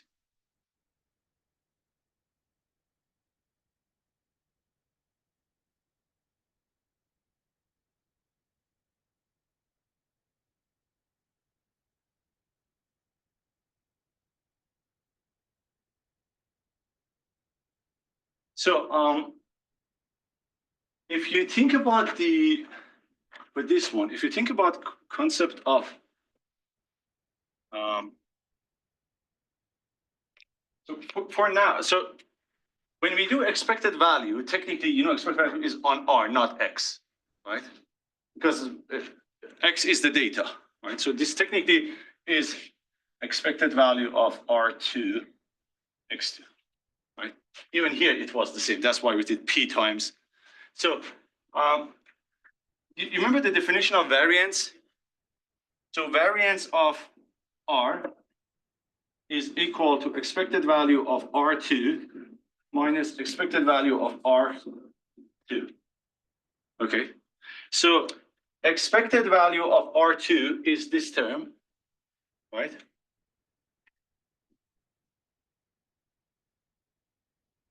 That could be variance of R plus expected value of R2. In Bernoulli, what's variance? P times 1 minus P, right? So this term equal P times 1 minus P. This term is P to the power of 2. Expected value of R was P to the power of 2. correct? So this is this term, okay? So now you need to multiply it by x. So basically you have p times 1 minus p times x2 plus p2 times x. Now, there is a little difference, however, we have here. So when we say I equal to j, okay, if you think about the matrix, if I equal to j, which elements we are referring to? Diagonal. So this term is actually over the diagonal elements of x when you're doing the multiplication, not over off diagonals. This term is over the off diagonal. Okay, so here,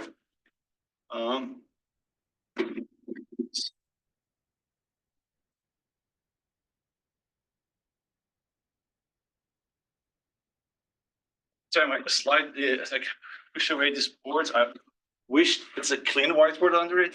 It never happens.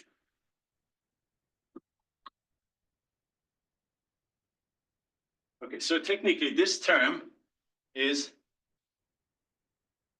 p2x plus p minus p diagonal of x2. This is also diagonal technically, so p2 diagonal of x2. Okay, and for off diagonal we had p2 x2, correct? Makes sense? Now, what will be the expected value of M transpose M across both, like across diagonal and off diagonal? It becomes summation of these two terms. Expected value across diagonal plus expected value across off diagonal. This term, P2 times off diagonal of X, and P2 times diagonal of X, this is exactly the same as P2 times X2. Diagonal plus off diagonal. All right, so this becomes this two terms summation. Plus this term, which is P diagonal X2. Okay, does that make sense? I didn't exactly follow along when I was not equal to j. How did we exactly get the p square x square? So if I is not equal to j, you mean, right? So this becomes expected value of this term times this term, right? Expected value of r is p. So this p times p becomes p2, and x times x is also x2. It's xi and xj, which are. Sorry. The reason I didn't put xi, xj, I wrote it with respect to a matrix.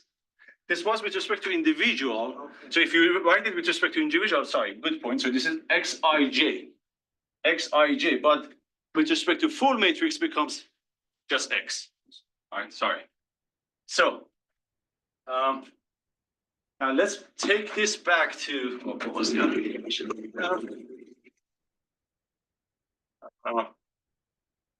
So we got to, where did it go?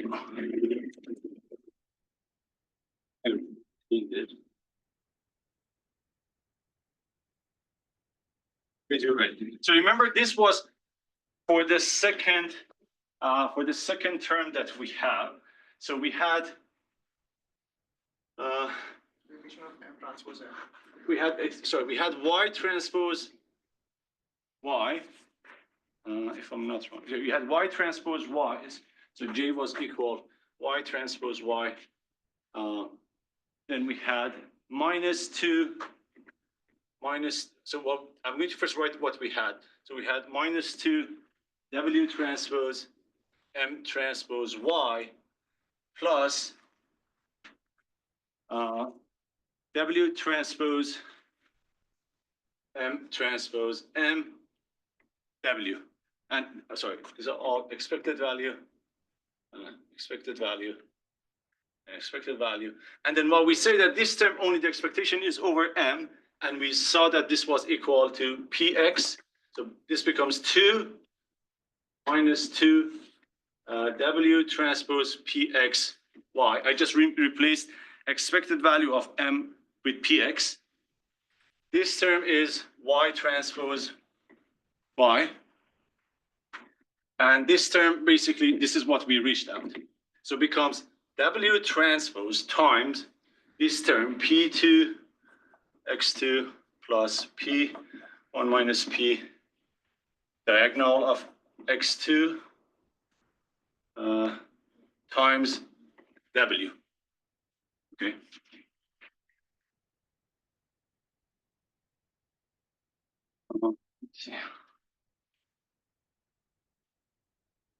So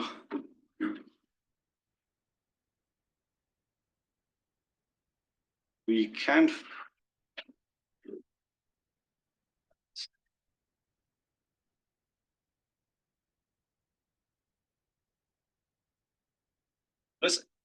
I'm going to bring this one term out of this. So in order to bring it out, multiply it by W transpose and W and bring it out. So you have W transpose P2 X2 W plus W transpose times P1 minus P diagonal X2 W. Okay. Now this term is the same as Y minus W P X the power of 2. Okay.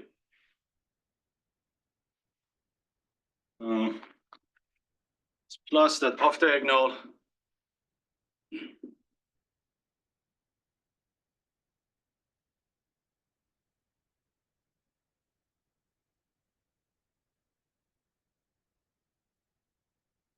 so if you think about what you see right now here, so this is label minus whatever you're predicting after some dropout, right? Points times dropout times weight, your prediction after dropout minus your label to the power of 2. So that's your basically error, plus something times your weight is squared. What does this remind you of? Regularization, similar to ridge regression, right? Lambda W norm 2 of W. So this is W transpose W is the norm 2, and this is some basically lambda, some term, right? So if you think about that, this idea for linear regression, if we apply dropout randomly, basically what it does, the impact it has is similar to regularization. It basically helps the model to avoid overfitting. Does that make sense? Yeah. Okay, so that's regularization, and again, this is example of like a regularization. So if you have that model, and you need to you add these random variables in between, and that decides on to be on or off basically at every epoch, and it will vary at every epoch basically. So that's regularization.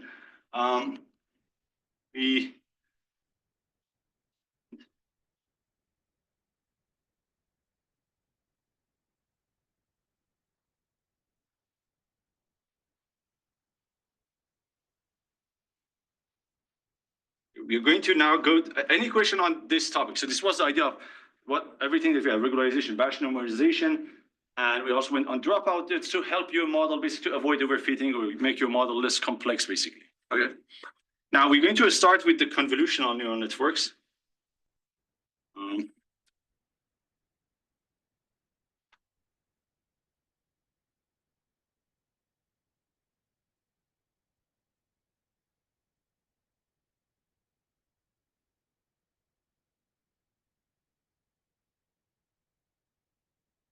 All right. So the first thing we're going to talk about is that why did we have convolutional neural networks? Or what we needed, the idea here is that if you think about the concept of images, like we use this convolutional neural network for image processing. Images basically they have like three main properties that they make them to basically they cause us to have a special types of model for them. The first thing about images are they are high dimensional. The other thing is that the nearby pixels, they are basically correlated, they are related to each other, right? If you think about the colors, basically. And the other one is that the interpretation of image under some changes, the geometrical changes are the same. That means, again, if you have an image, if you flip it, the items in it is still the same item, right? So the required types of model that they have some specific basic characteristics.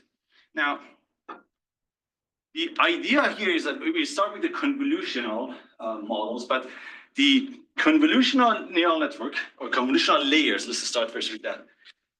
They have specific properties. The first thing is that basically they do a local analysis of over the image. Okay, so that means if you have an image, right? And I'm going to basically using a convolution. I'm going to talk about this convolution. Using convolutional layer, I'm going to process this image. I can process this, and I can process this at the same time. They are not basically, I can just do this at the same time. The other one is that when I process, and by definition of process, which we are using convolution, I'm using same weights. That means same weights will be applied here and here, basically, right? So that becomes the idea of convolution. Now, there is a concept called invariance and equivariance. Okay, so invariance basically says that we'll say a function is invariant if you apply a transformation to the data that the function receives. It doesn't impact the output of the function. That becomes an invariant function. And equivariance basically says that if let me see if I can push this down.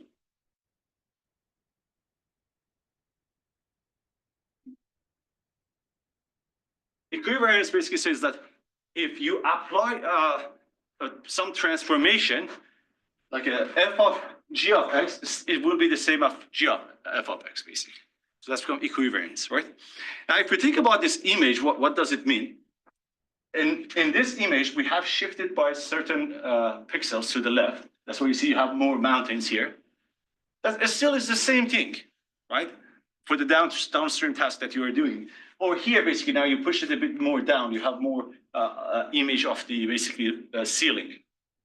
If I'm trying to do image segmentation, my image segmentation should be basically equivariance of that transformation that has happened here. Okay, so that's the idea here. Now,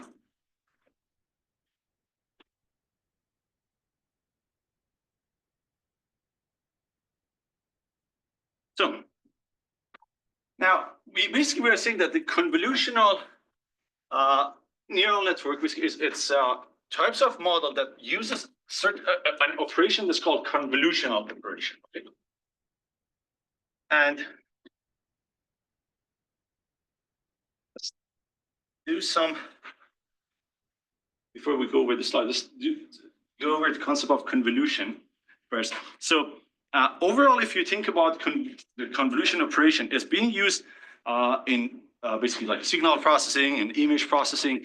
In basically, if you have two polynomial functions and you want to multiply them together or you combine them, you actually do a convolution over that. If you have two distributions and you want to basically get a summation of these two distributions, we use convolution. Okay. Now let's understand one idea here. So let's say you have a dice, and I picked this example from one of the YouTube channels. Pretty good. I put the YouTube channel later in the slides to watch. But let's say you have two dices. So 1, 2, 3, 4, 5, 6. 1, 2, 3, 4, 5, 6.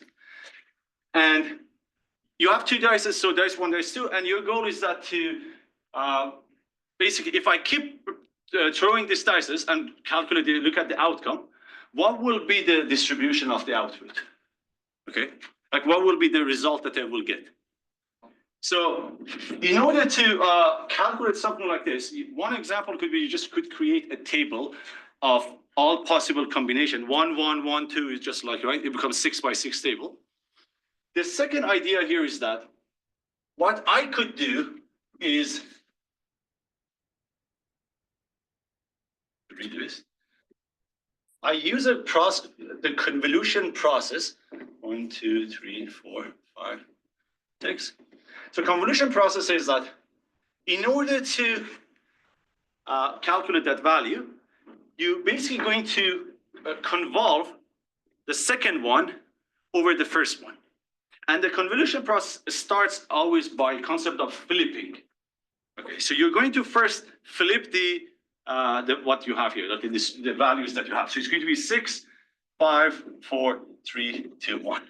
That's the flipping concept, okay? And we're going to talk about further, like a concept of images. But for now, this is flipping.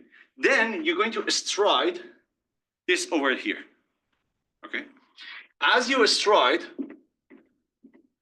and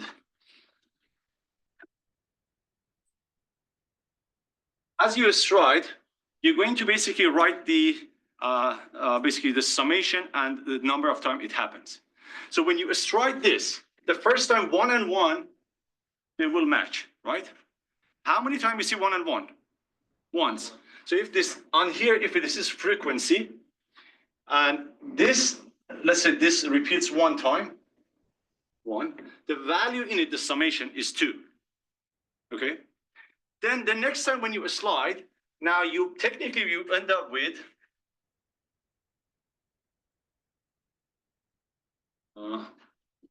one comes here, 2 comes here, right? Now 1 and 2, 1 and 2. What's the summation? 3. How many times do it repeats? 2, right? So this becomes 2 times, and the sum is 3. You keep shifting it, so now the next time becomes 1 and 3, 2 and 2, 3 and 1. So summation 4, how many times it repeats? 3 times. Summation 5, the max you will reach is here when the first time they match each other exactly. The max summation is 7, correct? So 5, 6, 7. Now, and that's max. So max summation when it's fully matching. How many times basically you will have 7? 6 times exactly, right? So this becomes 6. Now when you shift, 1 will be out, right? So basically now you don't have 1 anymore. You basically have 6, 5, 3, 4. Here the 1 is also out, so it becomes 2 and 6, 8. So every summation becomes 8, right? How many times? Goes down again, so it's 5.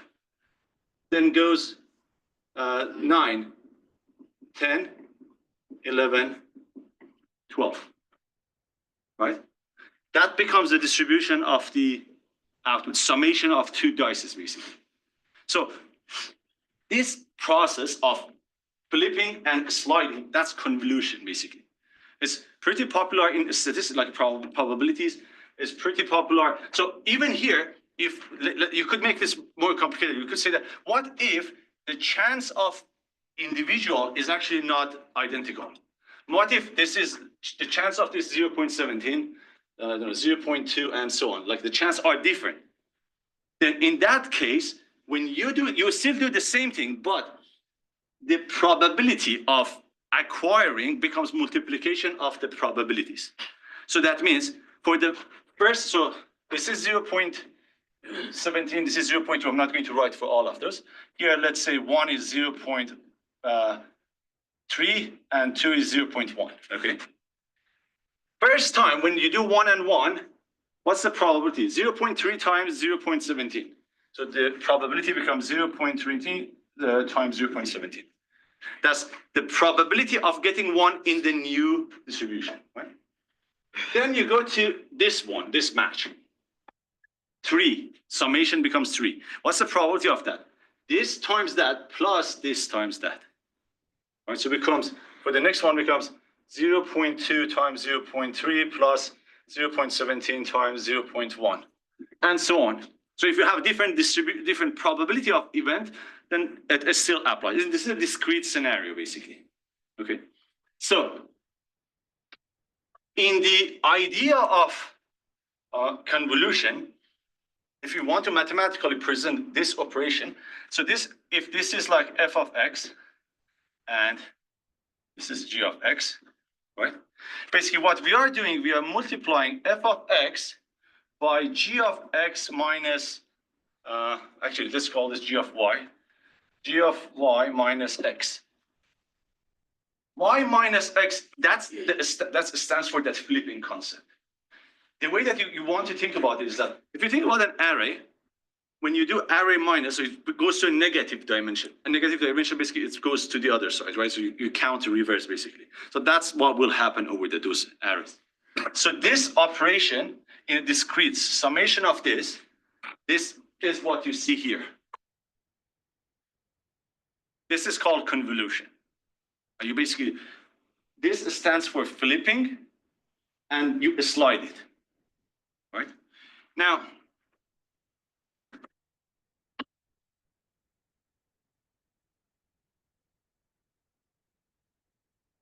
you can do this again on if you have two polynomial functions and you want to basically combine them. Like I have f of x is 2x1 plus 4x2 x plus x2 and a plus 5x3, and you have g of x or g of y basically comes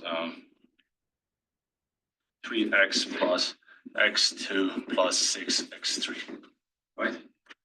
So if your goal is that to basically do the multiplication, let's say between these two, right? One thing you can do is that flip the second one, the order, and slide it on it. And every time when you slide, you do the summation over terms. So let's do that. So this becomes 6x3 plus x2 plus 3x. So starting with this 3x, and this becomes 5x. Then you go next, 3x times, sorry. That was gy. Let me see. I want to say something wrong. I think.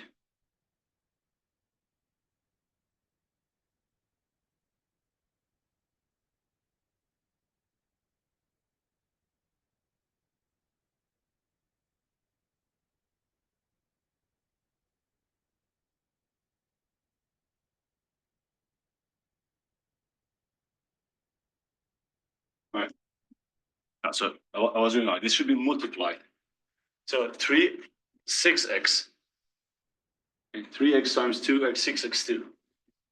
Okay. Then 3x times 4x2, 12x3.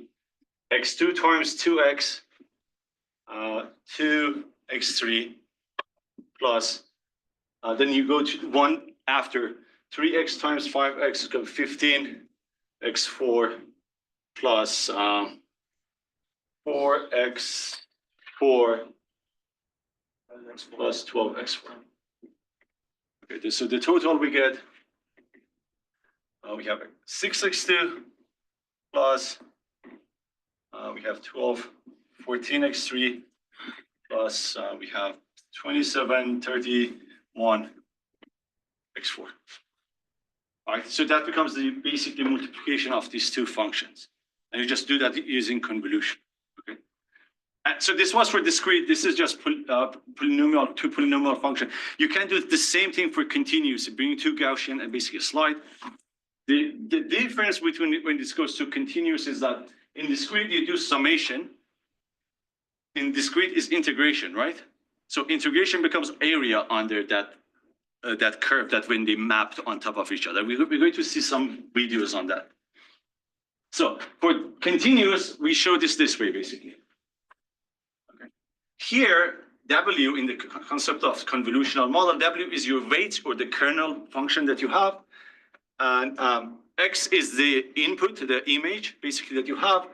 And this, we also show the convolutional operation with this star sign, this asterisk sign, basically. Okay, so that means X convolving over W. Now, the next thing is that the translation. So there are two things we're going to talk about: translation and kernel flipping.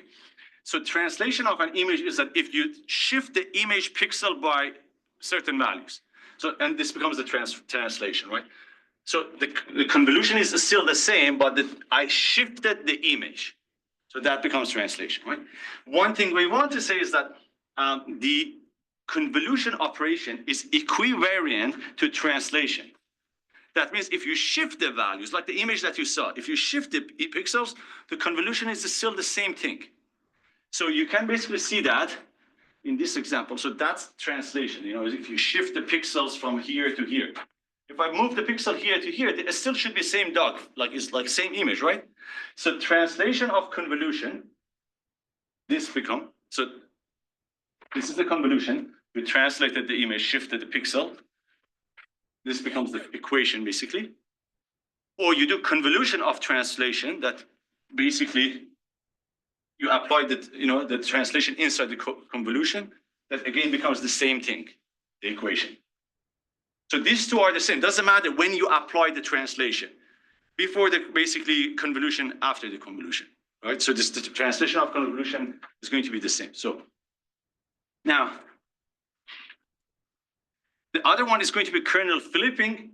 And again, the reason we do kernel flipping is that we want the convolution to be a commutative process. That means convolution of f over g or g over f, basically it's going to be the same thing, right? So in order to do that, basically we are introducing this kernel flipping concept.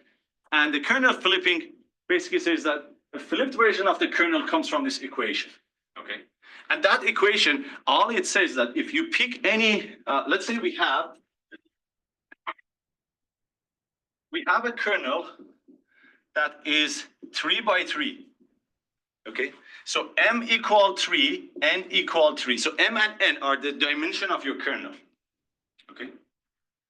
And I want to flip this kernel.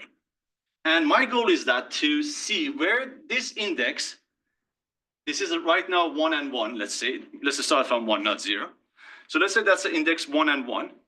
I want to see where that index will be after flipping it. So kernel flipped 1, 1, flipped 1, 1, comes from calculating that value. So becomes, this location basically becomes the m minus the index of m, like the basically row index. So m minus, there's a 1 in the equation, minus 1, okay? Actually, we're going to need to start from 0. M minus 1 minus 0, n minus 1 minus 0. What this become? 2. Sorry, n is 3 also. So m is 3, n is 3. What this become? 2 and 2.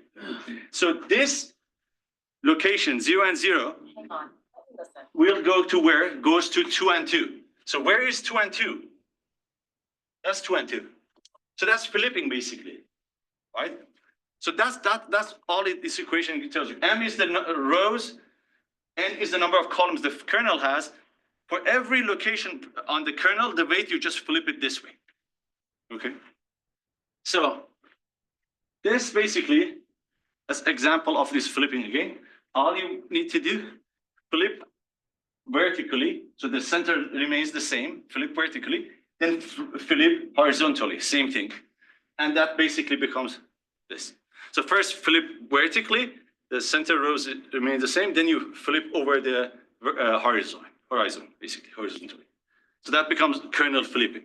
And the kernel flipping basically helps the convolution to be a commutative process. So now, so this is a convolution basically. This equation that you see is convolution. Sij is the output of the convolution process. So output of the convolution process at position ij. Okay, that comes from this equation. You basically sliding basically, you're putting your kernel technically over that area of that image. Okay, so as you see in kernel flipping, there is I minus, J minus. There's a minus over there, right? Now we have another operation basically called cross correlation. Okay. Cross correlation, almost identical. Here it becomes plus sign. Okay. So convolution, you basically in convolution operation, you basically flip the kernel. In cross correlation, you actually don't flip the kernel. Okay. So what you will see is that in reality, we actually don't do convolution. We always do cross correlation. Okay, in PyTorch, TensorFlow, all those libraries, we don't do convolution. We do cross correlation operation, and it turns out that you get the same answers basically. Right? So if you flip the kernel or you don't, your model will learn basically. You know, it doesn't need to technically to flip the kernel. So in none of those libraries, we actually do convolution, we do cross correlation. Okay. So, and again, the only difference between those is the minus and plus basic operation. So this, if you look at here, so you have convolution, cross correlation, autocorrelation.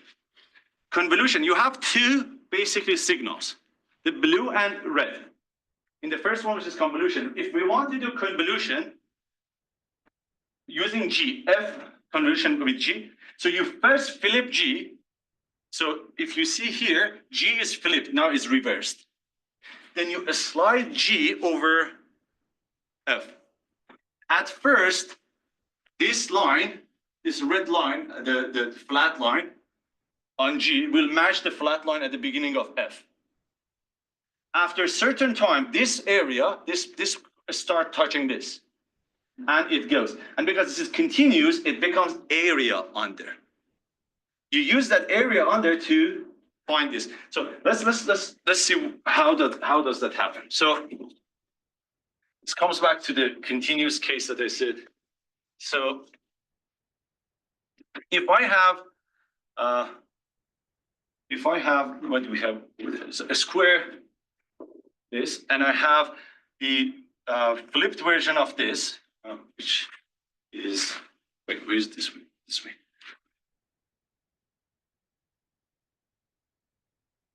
Yeah, so we have the flipped version of this.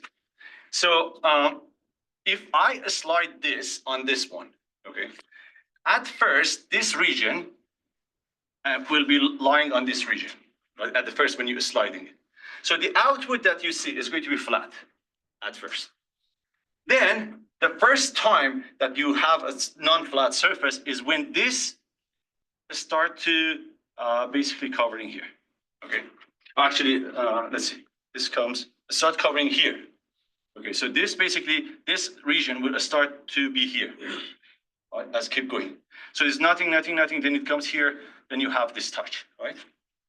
As soon as you touch like this, let's map this here. So let's say this is now here.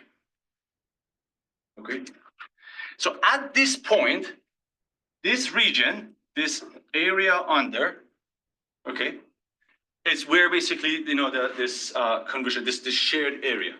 So the projection that we give, if we are building this curve, let's see, and we want to understand how this curve was built, this final curve that you see is technically the new distribution with the new signal or distribution basically here of convolving these two together. Okay.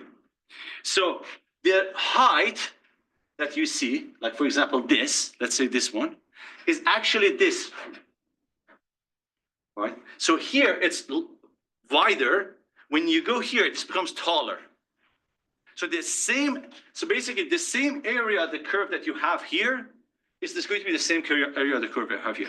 So as you slide, you keep getting those area under the curves and you put them one after each other. So certain time when all of this is matching, you have the maximum area under the curve and that becomes the peak of this new dimension distribution. And then after that, it's starting going down because now it changes. So that's where this height will come from. So that you find that area under the curve and you map it to that's the height. Map it to the new distribution that you are getting. So that's the idea of convolution. And if you do it reverse on the third line, G over F, you basically, F doesn't matter if you flip it, it's just a square, right? On the other hand, cross correlation, you don't flip the process. You just slide it the way that it is. So that's what you get. Same process. You also have autocorrelation. Autocorrelation, you do slide it over itself, basically. So, and that's what you basically get for each of it. Sliding blue on itself and sliding basically the red on itself. That becomes autocorrelation. Okay. Now, let's look at this.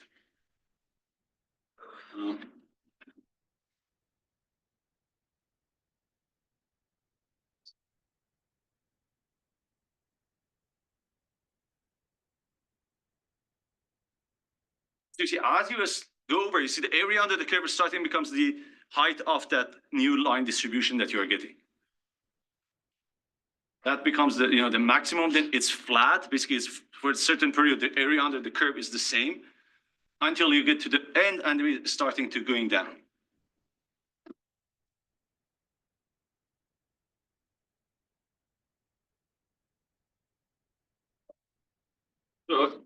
So that's the convolution overall, okay?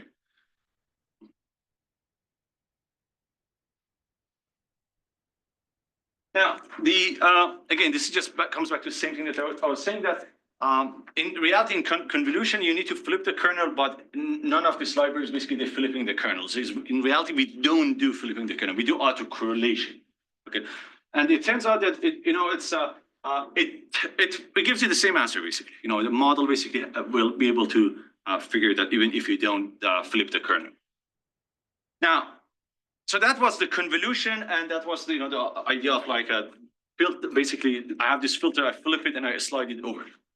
Now we want to talk about the learning process, like when we do this convolution, how we are basically learning something. So the easiest thing we're going to talk about is edge.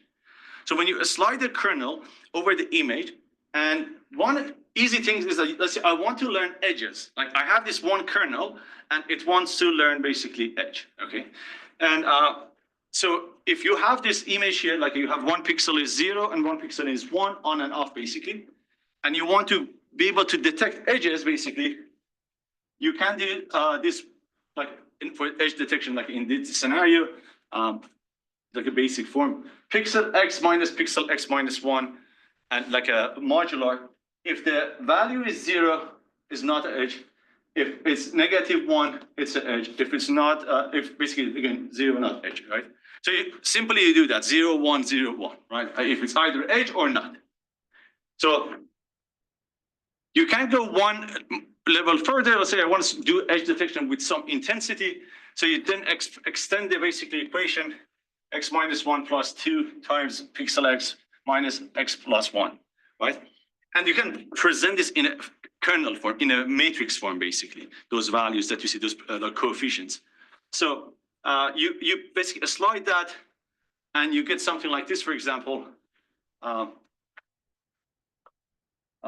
before basically, it's called before clamping. So you get something like this, but you have multiple values. You want binary, because you want edge or not, right? So if basically what you do is that if it's anything negative or 0, you return 0. If anything positive, you return 1. That becomes it. And the whole idea of this edge detection is that you're basically looking at the close by pixels, the neighbor pixels. And if you see a sharp change in the pixel basically values, then you say that, okay, I have some edge basically here. Okay, so it's like, that's how you do edge detection. Now, we can go to a 2D version of the edge detection. And then basically here you have this equation for a 2D version. Now this equation basically, we don't want to keep writing in the formula form. We basically convert it to a matrix. So this equation that you see, just pick the coefficients, and put them in this form. So you build a 3 by 3 matrix. You put the 4 corners 0, and the -1, and 4. That's basically the same as, think about what you see in the equation. When you slide the kernel, what did we do? Multiply, summation, correct? So in order to do that, I basically will create a matrix that if you slide over, it will exactly have the same multiplication summation, basically, or summation of multiplications. Now, if you look at this example, so you have this basically matrix, you put this green kernel on it, wherever they match, basically you do sum. So basically you have, this one is 1 times, I think 1 times 0, 1, 1, the end of sum 3. I don't know which one is the 0 here in the image. Basically that summation basically become a 3. So now there are other types of kernel that you can basically use. If we want to do edge, like you can use basically Sobel filter kernels. If you want to find the horizontal basically edges, you put something like this. On one side, the horizontal is negative, center 0, the other side positive. If you want vertical, you first row, for example, to be positive, second becomes a negative, the third one becomes negative. If you want a kernel to sharpen the image, basically, you do something like this. The center value is larger, you have negatives. If you want to blur the kernels, basically, the simplest way is that you have a kernel that all weights have one over, let's say if you have, it's 3 by 3, you have a kernel that all values are 1/9, 1/9, like a probability. The total probability sums to 1. So if you flip something, if you slide a kernel like that over an image, it will blur the image. Like every pixel, every kernel value is a weight or probability to sum to 1. You have, and that's also blurring kernel. So multiply by this, it just becomes a probability that sums to 1. And embossing kernel basically is another kernel that you can use. And there are different types of kernels out there that basically you can overall use depending on the definition or the what you are trying to do. So we've been just doing a little more and then we stop. So now overall, if you think about the concept of kernels, if you have this image, it has 3 channels, RGB, and you have this kernel, and the kernel basically is a matrix of weights. It's lots of time we have it as a square matrix, but not necessarily, it doesn't need to be a square. As a matrix, the dimension, so a matrix, a 2D matrix is 2D, 3D matrix has 3 dimensions, right? So the dimension, the depth, the third dimension of the kernel depends on the dimension of the data that it slides over.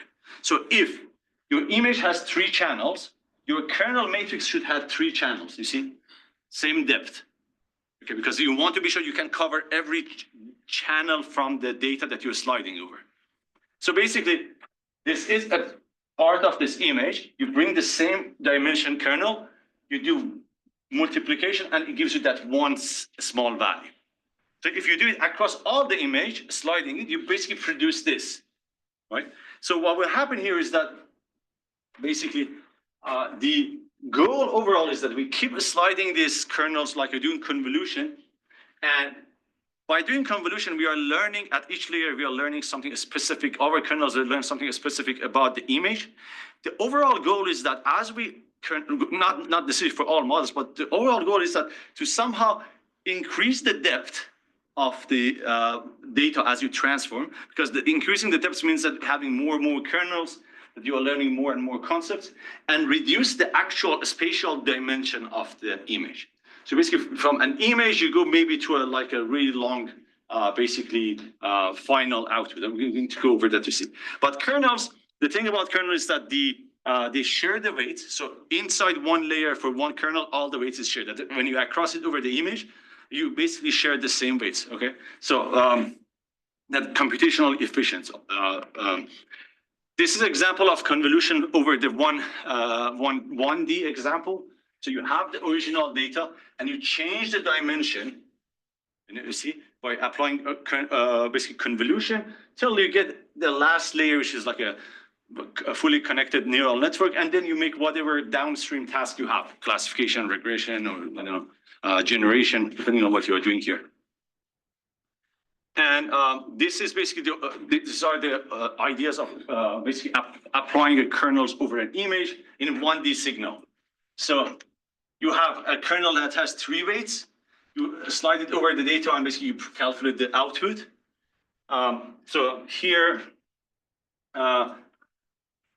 in this two, basically it's straightforward. This one, we add a 0 on top, which is called padding. So because you want to be sure that you cover everything, you don't miss something. So you add the padding to it. You put a 0. So if you think about here, we didn't generate Z1.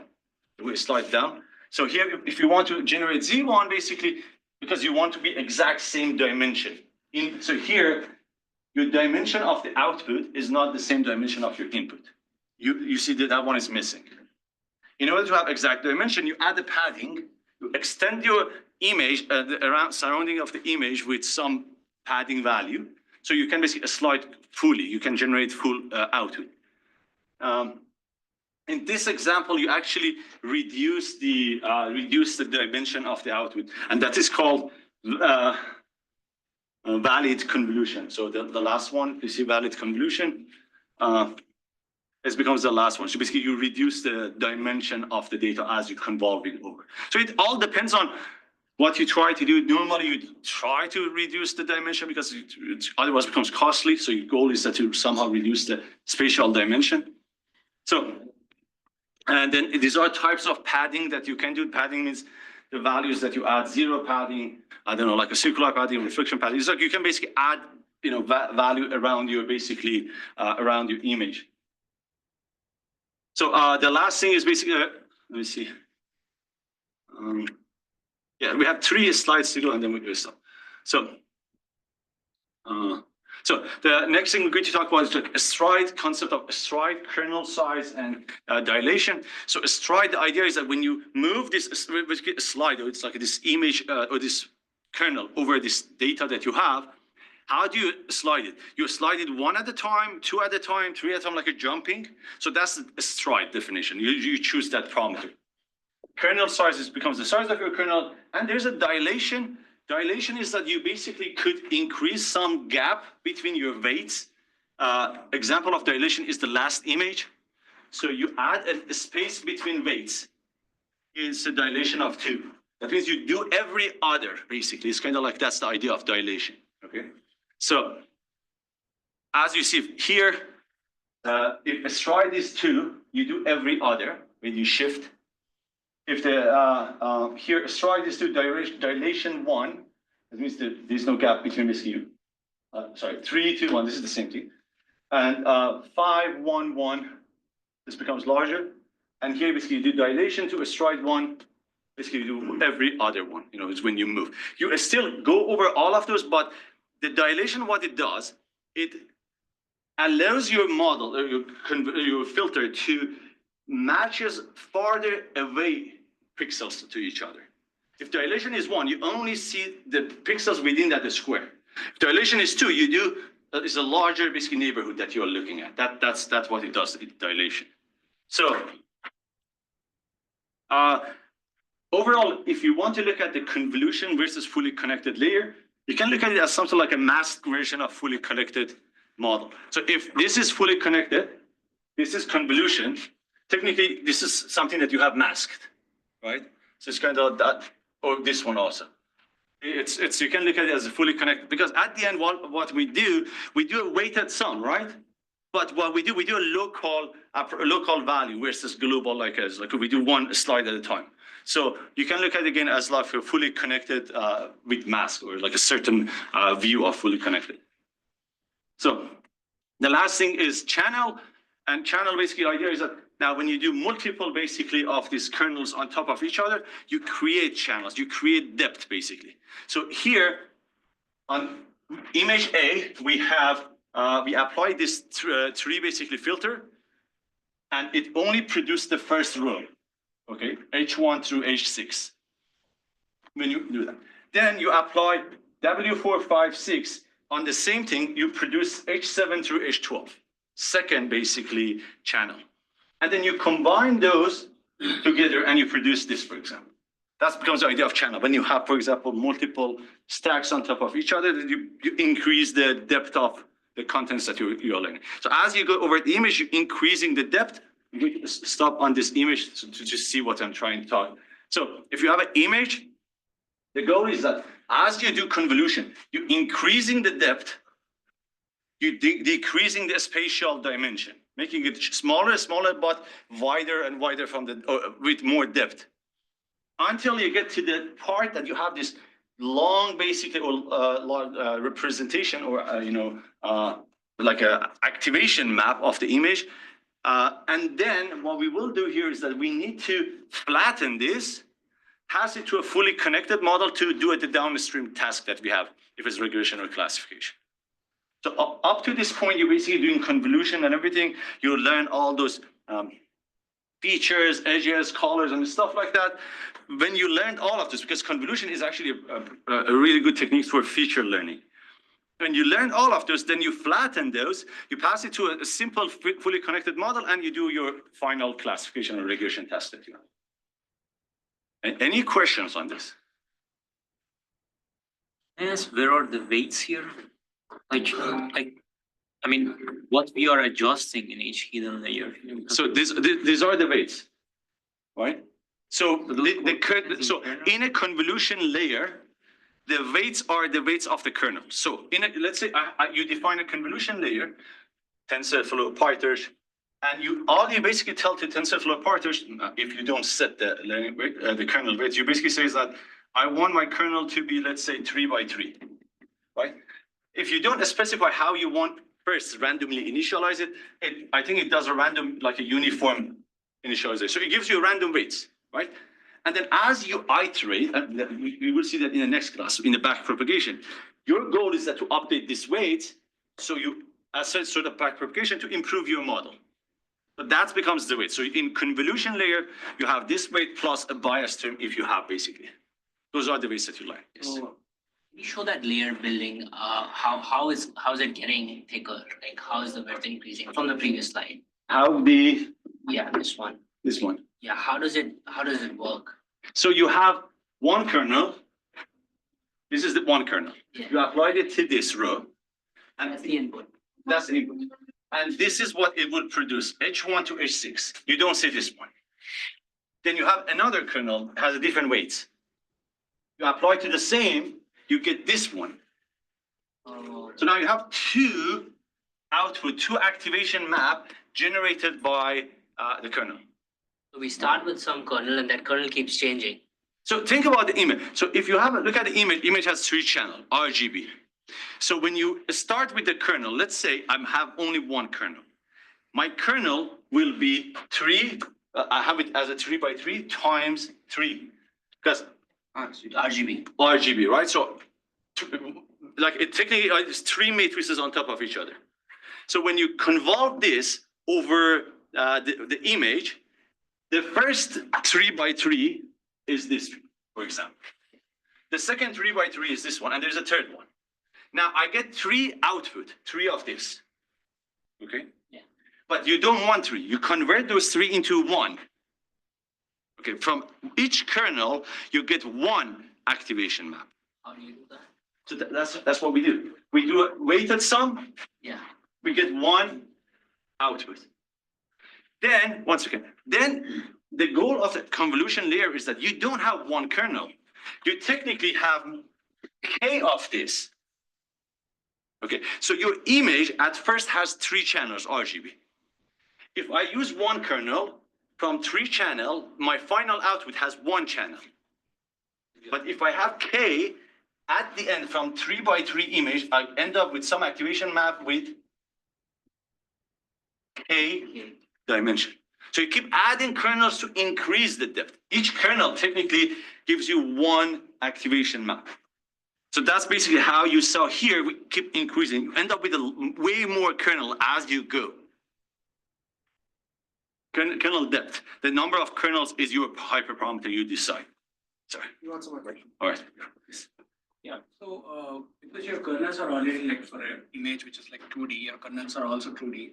And after like certain layers, you have like a stack of. Your kernels are not 2D, it could be 3D. Okay, yeah, based on the channel. Oh, more D, but based on the channel, right? Yeah, so when you flatten it, right? So you have done all the feature learning and everything. So images have the property of local neighborhood. So even the features learned also should have some neighbor properties, right? Like, so when you flatten it. I see. So great question. Your first is that if we flatten this final thing that we learned, are we basically destroying the learning? Not necessarily, because as you go down, you keep reducing the dimensions, right? You're learning those features, so it doesn't necessarily. So think about every of those dimensions. Here, this image that you see, this one, this is technically, let's say, like a 100,000 slice. Each slice is coming from 1 kernel. Like 100,000 was already large now. Let's say 1,000. That means you had, and the last layer you had 1,000 kernels, right? So you produce 1,000 slice. On top of each other is like that.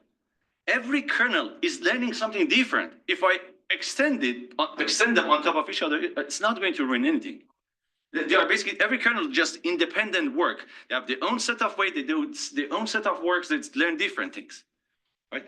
And we will see later, as part of backpropagation, you try to actually reconstruct that, you try to reverse that flattening operation, because you want to be sure that when you send back the weights is on over this, basically the gradient is over this proper, basically construction or shape. Any question on that?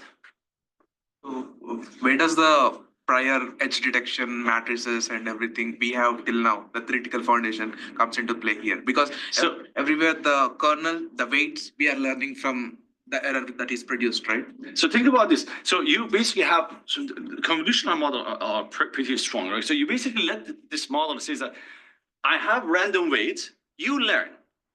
The model, as it goes, depending on the task, the model basically understands that, hey, I need to understand how to separate two items from each other, right? So in order to understand how to separate two items, your model says that, oh, I need to understand edges.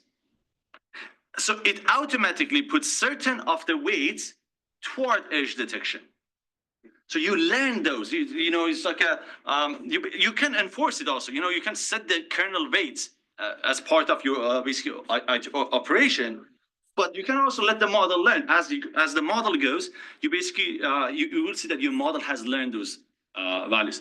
Now, actually, there was one image here.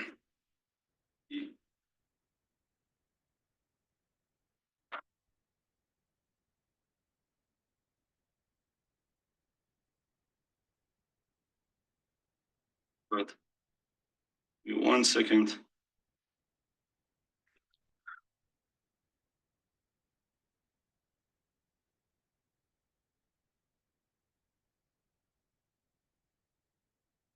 Maybe it's not here. Maybe it's coming further. Though there was one image that. Yeah, I think it's not here. So yeah, it's here actually. Yeah. Okay. So let me. So those are the weights that you have, and that's the image, right? So you start now from here. You see that this is sliding over, and as it goes, basically it produces. So this times this kernel gives you this, and this kernel basically. I don't know what are the values of this kernel. You can see that, but this kernel basically here it's increasing the. What were we doing? Yeah, we increasing the. Is it intensity? Could be. What's the weights? So these are the weights actually. Oh, yes, the weights is changing. 0.26 minus 26 minus 25.